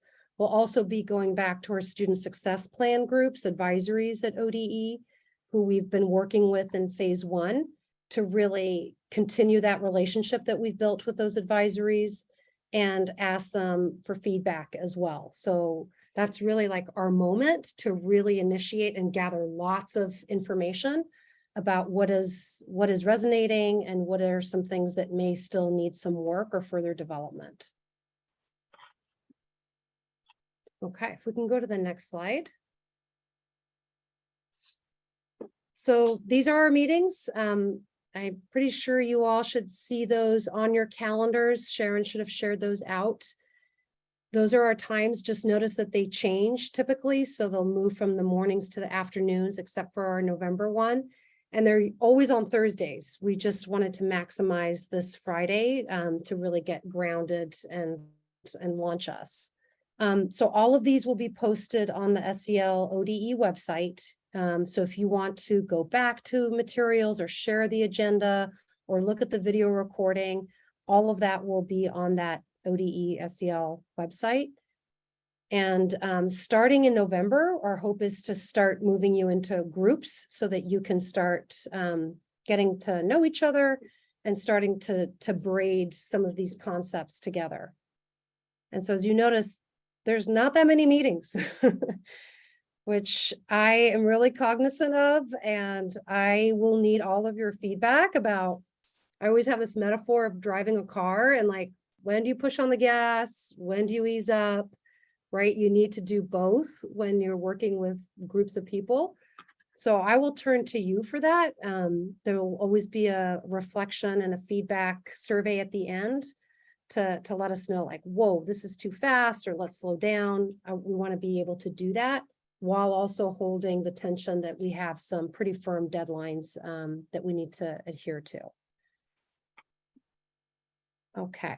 I think that's it. Oh, yes. One expectation, and this is strangely important, and that is that participation is required in all meetings. So if you do miss more than 2 absences, we will have to drop you from the advisory group. And that's unfortunate, but the reason for that is that we need a quorum, and a quorum is we need so many members available to be able to move the work along. And so if we can't count on you being here, then we can't move forward because we can't count on your vote. And so that's the reason for the need for you to be present. And we also understand that things come up, right? So just please stay in communication with us, and we want to work with you on all of this. Okay, next slide. So here is ODE's equity stance. We're centering equity in all of our work, and I saw it in pretty much all of the whys that you populated on the Jamboard. So that's powerful to see.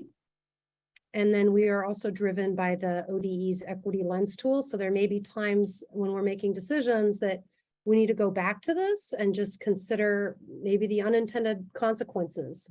So one of our first action items, very, very quickly here, probably in our next November meeting, is going to be around what is the layout and the organization of our standards? Like, how are we even going to arrange this, right? What is the tool we're going to use to then populate it with the actual content? So we will have to make some, important decisions about, do we want it in grade level bands? Do we want it by grade level? Do we not want it by grade level? Do we want them more open-ended? Those are really important first decisions so that we can then know how to frame our actual content, right? It's going to drive a lot of what we do in this space. So just something to be thinking about, and we've got these tools to kind of help us get anchored in our whys and in our equity. Okay, we can move to the next one. So as I said, you have agency, tremendous agency. So Beth and I are your facilitators. We do not have decision-making authority in the space. It's really all of you making decisions together collectively. And so a quorum means that we need to have so many members present in each of our meetings to make decisions. And we will be using consensus. So mostly fist to 5, and we'll review this as we get closer to it. Informally throughout, we may do some polls like on Zoom just to kind of get a sense of where we're landing in some pieces. And then there may be also opportunities for like some more formal voting as we're really going out to the public to share and gather feedback. So those are kind of our tools in terms of our decision making. All right, so that's our how. Those are some of the things will help us get to where we need to get to. And then our what is what you all are here for. So our results, what are we working towards, right? Which is hopefully the result of all of our collective and individual whys. And that is to create the standards and the framework. So the beauty of this is that we're not starting from nowhere. We have a blueprint. We have the recommendations that have been approved very positively, and that we're now really trying to reflect and move from very high level to actionable, right? Into what a teacher, what a counselor, social worker, principal would be able to see in a classroom. So we haven't done that work in phase 1. That's your body of work. All right. So before we launch into the report, are there any questions about our process, things that are coming up?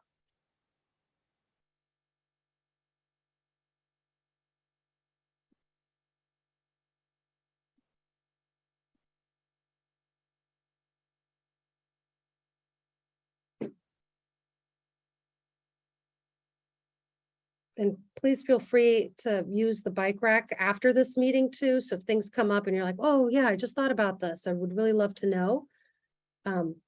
Please put that on there so that we can make sure to address your question when we meet again. We'll make some space and time for our meetings to do that. All right, so with that, we're going to talk a little bit about these recommendations. I know some of you have read them. Some of you have kind of looked at them. Some of you are familiar that they're out there now. So we just know that we're kind of walking in all different kinds of ways into this report.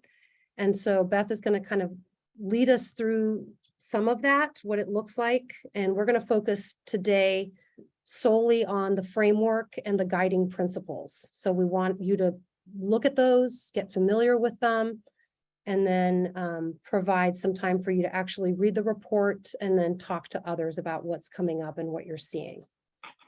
So Beth, take us in.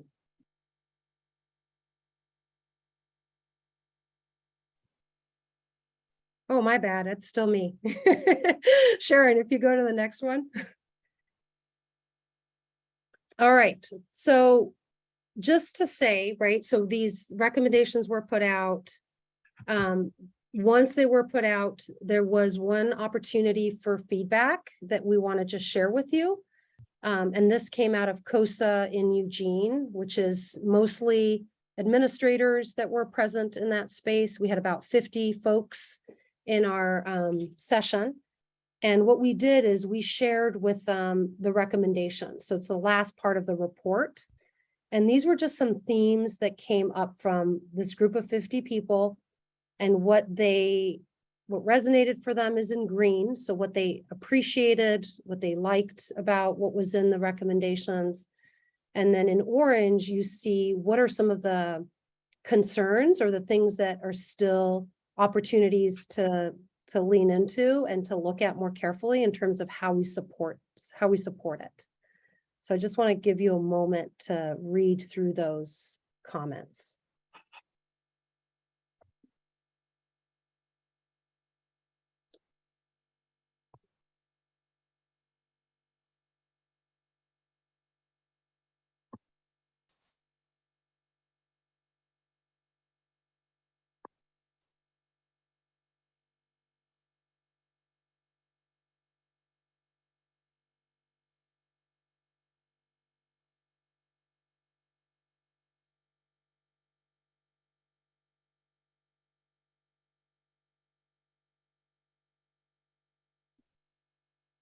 So I imagine some of this is things you're worried about and things you might be thinking about or excited to see in the report.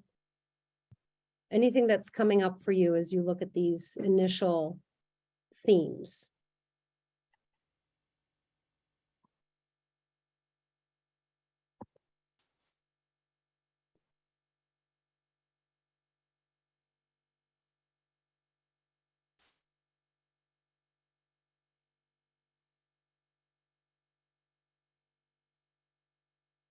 Well, do you all believe all teachers are SEL teachers?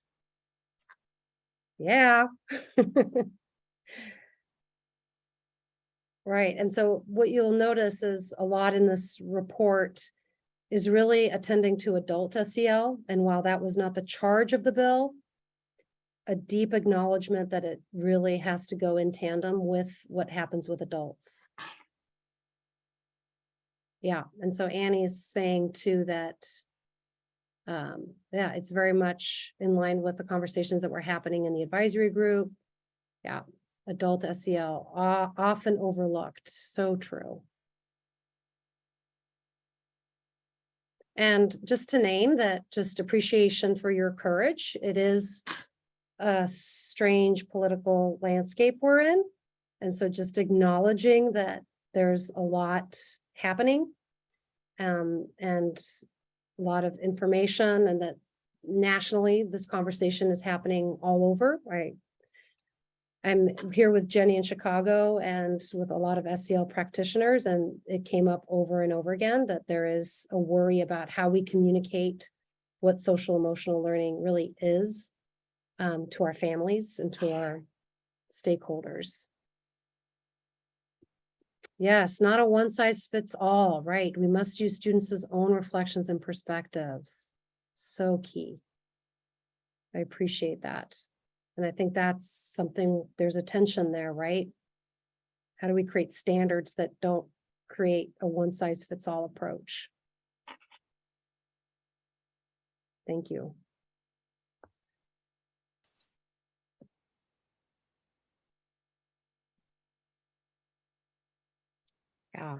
Yeah, not acknowledgement that all educators do this. Yes, Kendra, right? Opportunity to rethink, unlearn, undo. Absolutely. I think about my own unlearning. so key in this. Okay.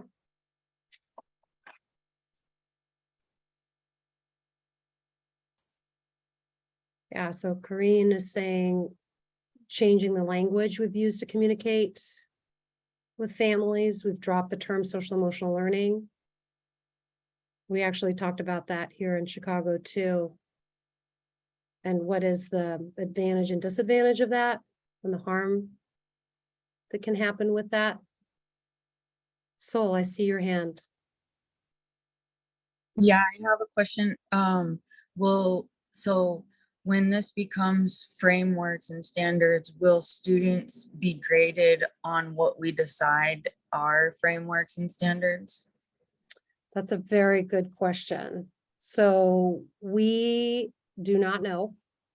Okay. So right now, we're just in the development phase of the standards. That's what this bill required. It did not require assessment. And I'll just add to that, that there was tremendous worry from the first group that they did not want to see this come into a form of assessment. Okay. So, and Yeah, I then was folks that thinking, were like, yeah, I was like, oh wait, is this gonna be, are they gonna be graded? But oops, so you're muted. it could be like if they are graded, it could be like social emotional learning science or something like that. But I was just sitting here thinking, I was like, wait a minute, when I look at standards, I am putting a test together, and so okay. Yeah.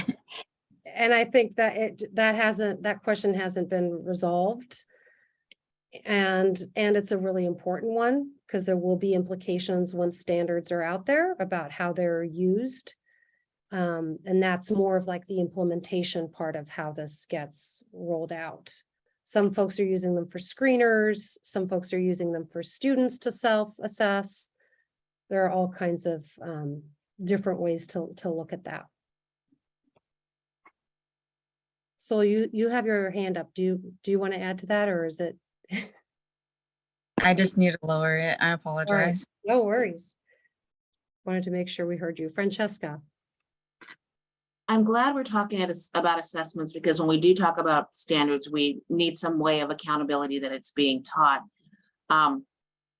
The worry that I have regarding it is we're talking about emotions, feelings that are so subjective from day to day, where even if we're looking at empathy interviews, those can change from Monday to Thursday on how a student is, or from Monday to Monday on how a student is feeling, and it will reflect. So I've been doing a lot of trying to figure that out, but I'm not saying that we don't need it. I believe we do, but what that really is, because you're talking about a person's humanity and their self, is going to be tricky.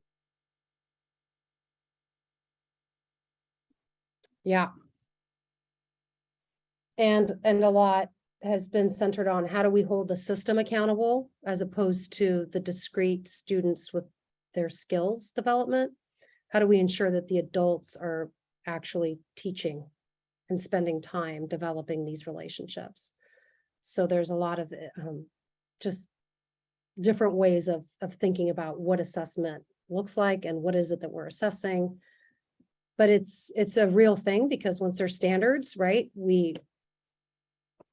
those are open, right? And there is the potential for that. So important to really name. Yeah. Individuals' humanity, totally. Yeah, and this is where I think about how we use standards for, and have in the past within our system for, technical skill development, and how we're like in this half-changed world, right, where we're trying to humanize education, yet we have to supposedly use the mechanisms that are still in existence in order to do it. But then we also contradict ourselves by doing that, and then unintended consequences come, because standards, are the origin of them, are very complex and nuanced, and a whole host of forms of oppression are built into standards and why they were even developed in the first place. And so, yeah, I'm always grappling kind of what others have said, just back and forth. Standards, yes. When we did the early learning in kindergarten, we debated this all the time, to call them standards or do we call them guidelines? And then we got into language, and anyway, it's definitely a whole thing for sure.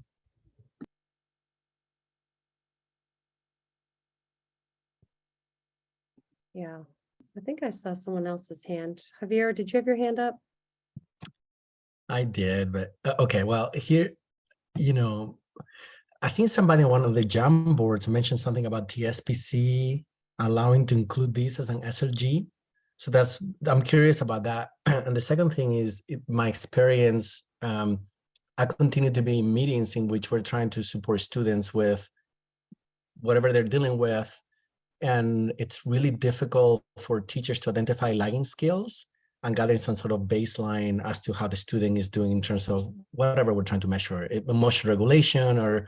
So I think while I don't know about assessing it in terms of giving grades and all that, but assessing it in terms of where is the student at, what's the current reality, so we can offer the right supports. I just see a lot of need for that. Thank you, Javier. Clement? Yeah, sorry if this is a bit of an off topic, but I'm wondering about, SEL standards and in addition to like curriculum and what that looks like in practice, like would that also include, or could it include, policies related to like structural things such as like the start time of school aligning more with like adolescent sleep patterns and what's going to be healthy for them, or like staffing buildings so that there's less burnout, like these structural pieces that impact the social and emotional like well-being of schools, from adults, to families to kids. Like, is that something that we could also look at, or is it specifically just around like curriculum and like how teachers are like showing up in the building? I don't know if that makes sense, but it's a wondering I have. Yeah, it totally makes sense, Clement. And that is why you'll see that the framework from phase 1 is very intentional about not just doing discrete skills. So you'll see that it's also about system standards and what are the standards that will cultivate SEL with our students.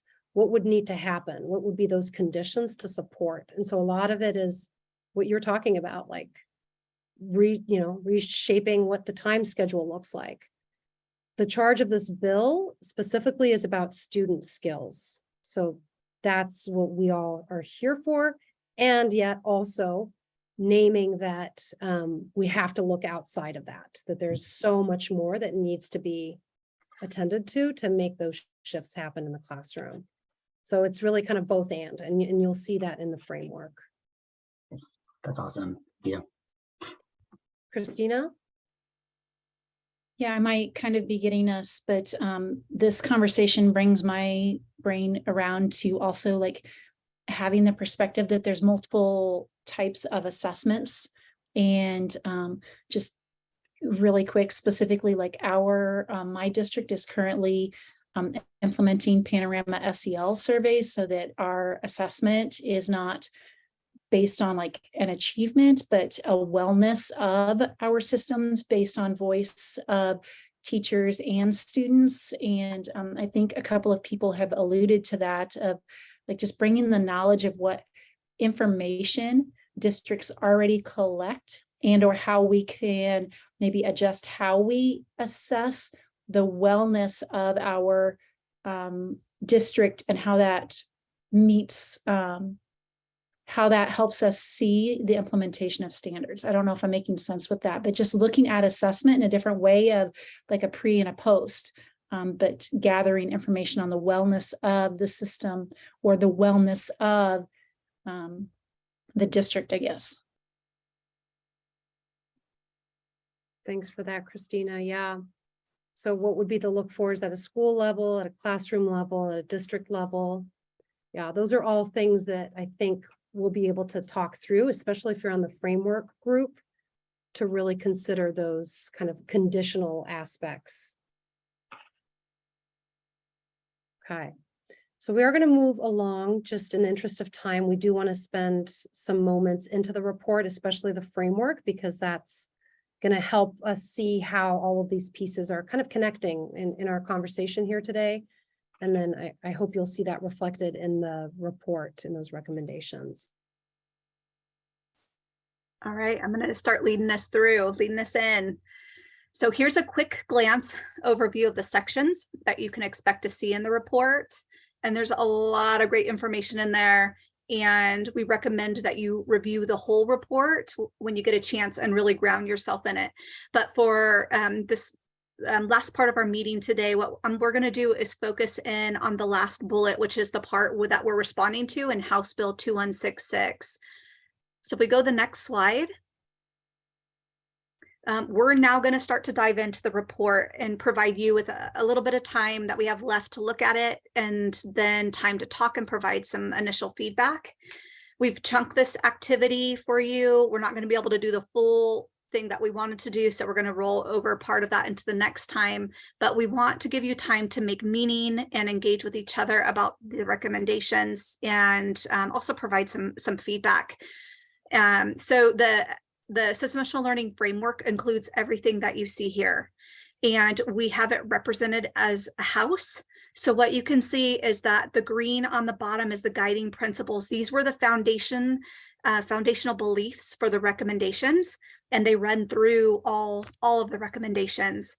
The student standards are the recommended constructs and competencies that are the basis for developing the student-specific social-emotional learning standards. And then the system standards provide that really high level overview of what the conditions need to look like in order to support students with the standards. And these conditions address how the system needs to be transformed in order to support socio-emotional learning. And then the other part is the implementation considerations and opportunities, and the gray. And this is where the advisory group for last time had recommendations for giving guidance to districts to help them meaningfully engage and address the standards, while also attending to everything from feasibility to process outcomes, to also having diverse input and removing barriers for participation and success. So one thing that we wanted to mention before we start to really dig in is that one distinctive feature of this framework is that the student standards and the system standards were both equally important. So one couldn't be without the other. So the last advisory group understood that if we were to articulate the standards for students, socio-emotional learning, that we would not be able to meet those goals of changing the conditions within the schools to support students' mental health, well-being, diverse ways of navigating the social world, and expressing emotion in cultural specific ways without the other. So they elevated that they both needed to happen. And so just really excited about that work. So if we go to the next slide. The Phase 1 advisory group believed that the socio-emotional learning can be critical in addressing inequities and in creating safe and healthy and just communities. And they believed that the socio-emotional learning framework could be this powerful if we can live up to the principles that were the foundation for all the other pieces. So the guiding principles that you see here in this section are the equity-centered, strengths-based, transforming systems through inclusive practices. Also, you see trauma-informed, developmentally appropriate, student caregiver and community partnership, and then the alignment with other ODE efforts. And all of these were important and essential for being able to move the work and move systems changes. So the Phase 1 advisory group, as they had sunset, left us with the hope that as we approach the standards, we do this by empowering students and adults and by centering that transformational change to really make those system shifts. So I'll hand it over to Vanessa.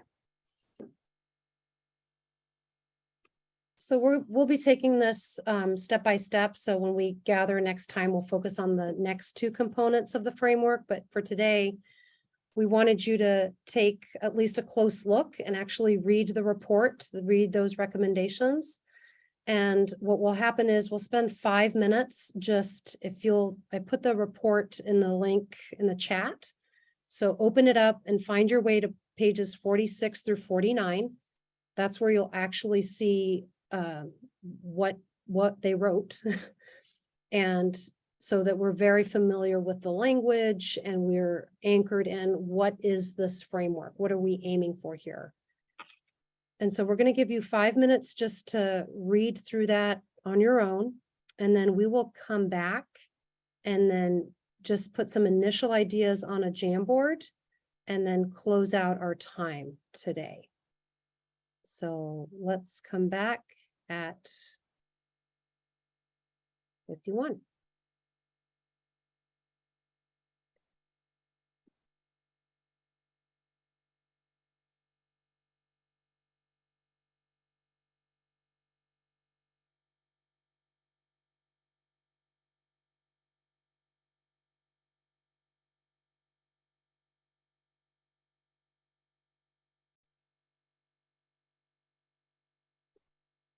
So our hope is to get some initial reactions from you all. And so what I'll put in the chat is the same Jamboard. And if we can make our ways to slide 11 through 14, jot down some initial thoughts for what resonated for you, what you like about what you're seeing, and then also some things that you might wish were included or that we need to have a conversation about, because this will really help us move this from phase 1 to this phase's work, right? So we want to make sure that we're all anchored in it and that it reflects who you all are too. So let's take the next 5 minutes to jot down some initial ideas in those slides in response to the framework and those guiding principles.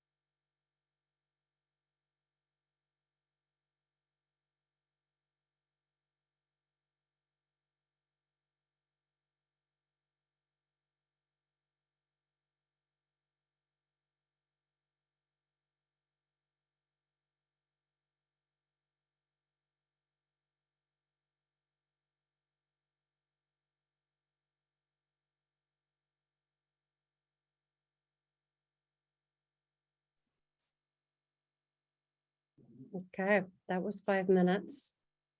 So fun to see where folks are resonating with things and making that noted on the Jamboard. That's really helpful, especially as we start looking and branching out into groups to be able to take this feedback and see what to work with.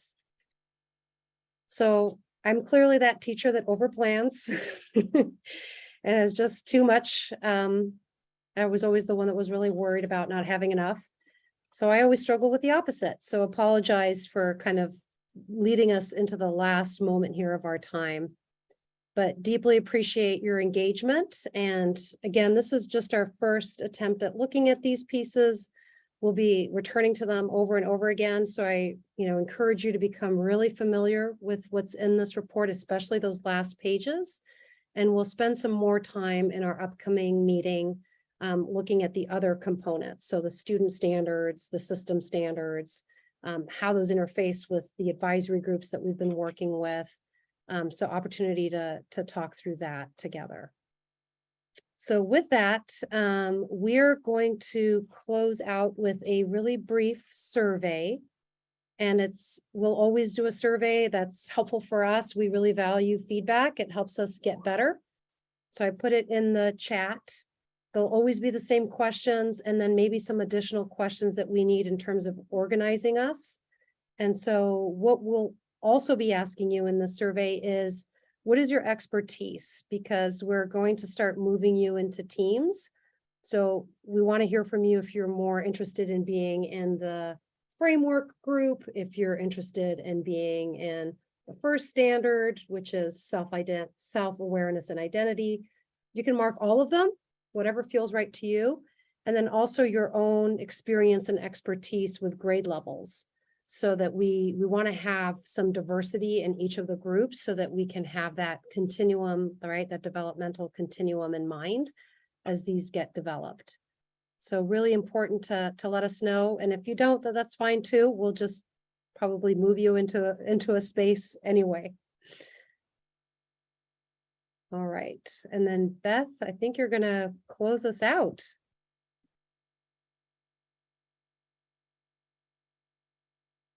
All right. So what we wanted to do, Vanessa, did you want me to cover the closure next steps slide at all? Yeah. Let's go ahead to the next slide. Sharon, sorry. There it is. So just some next steps. We will need you all to complete the training. So we'll hang back after this meeting if you've got questions about that. We are also encouraging you to read the article. It's very brief, but it really is about transformative SEL and what those concepts mean and how it's going to apply to our standards. And then really our next meeting is to finish looking at these recommendations and start to think about what is the tool or the layout that we want to kind of look at. We'll bring you some options and then we'll go from there. Yes, I see a question about how do we access the training. So Sharon is your contact person for all of that. We'll also stay on the line to walk you through that piece. So hold on to that thought and we will get to it. All right. And so our final closure for this meeting is just an opportunity to reflect and share. So this will help consolidate our thinking and planning for next steps. So before you go, please choose one word and take one deep breath in and out. And then we want you to add that word into the chat to bring closure to our time together.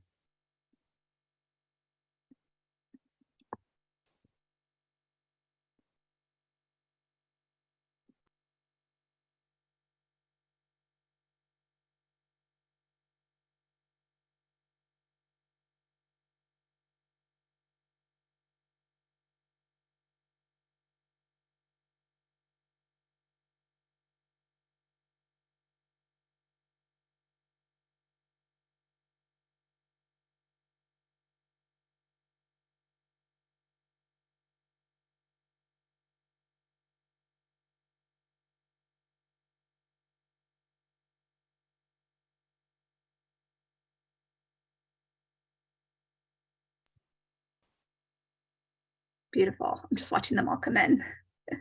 Thank you for your time today. We look forward to seeing you next month. Just much gratitude for all of you, and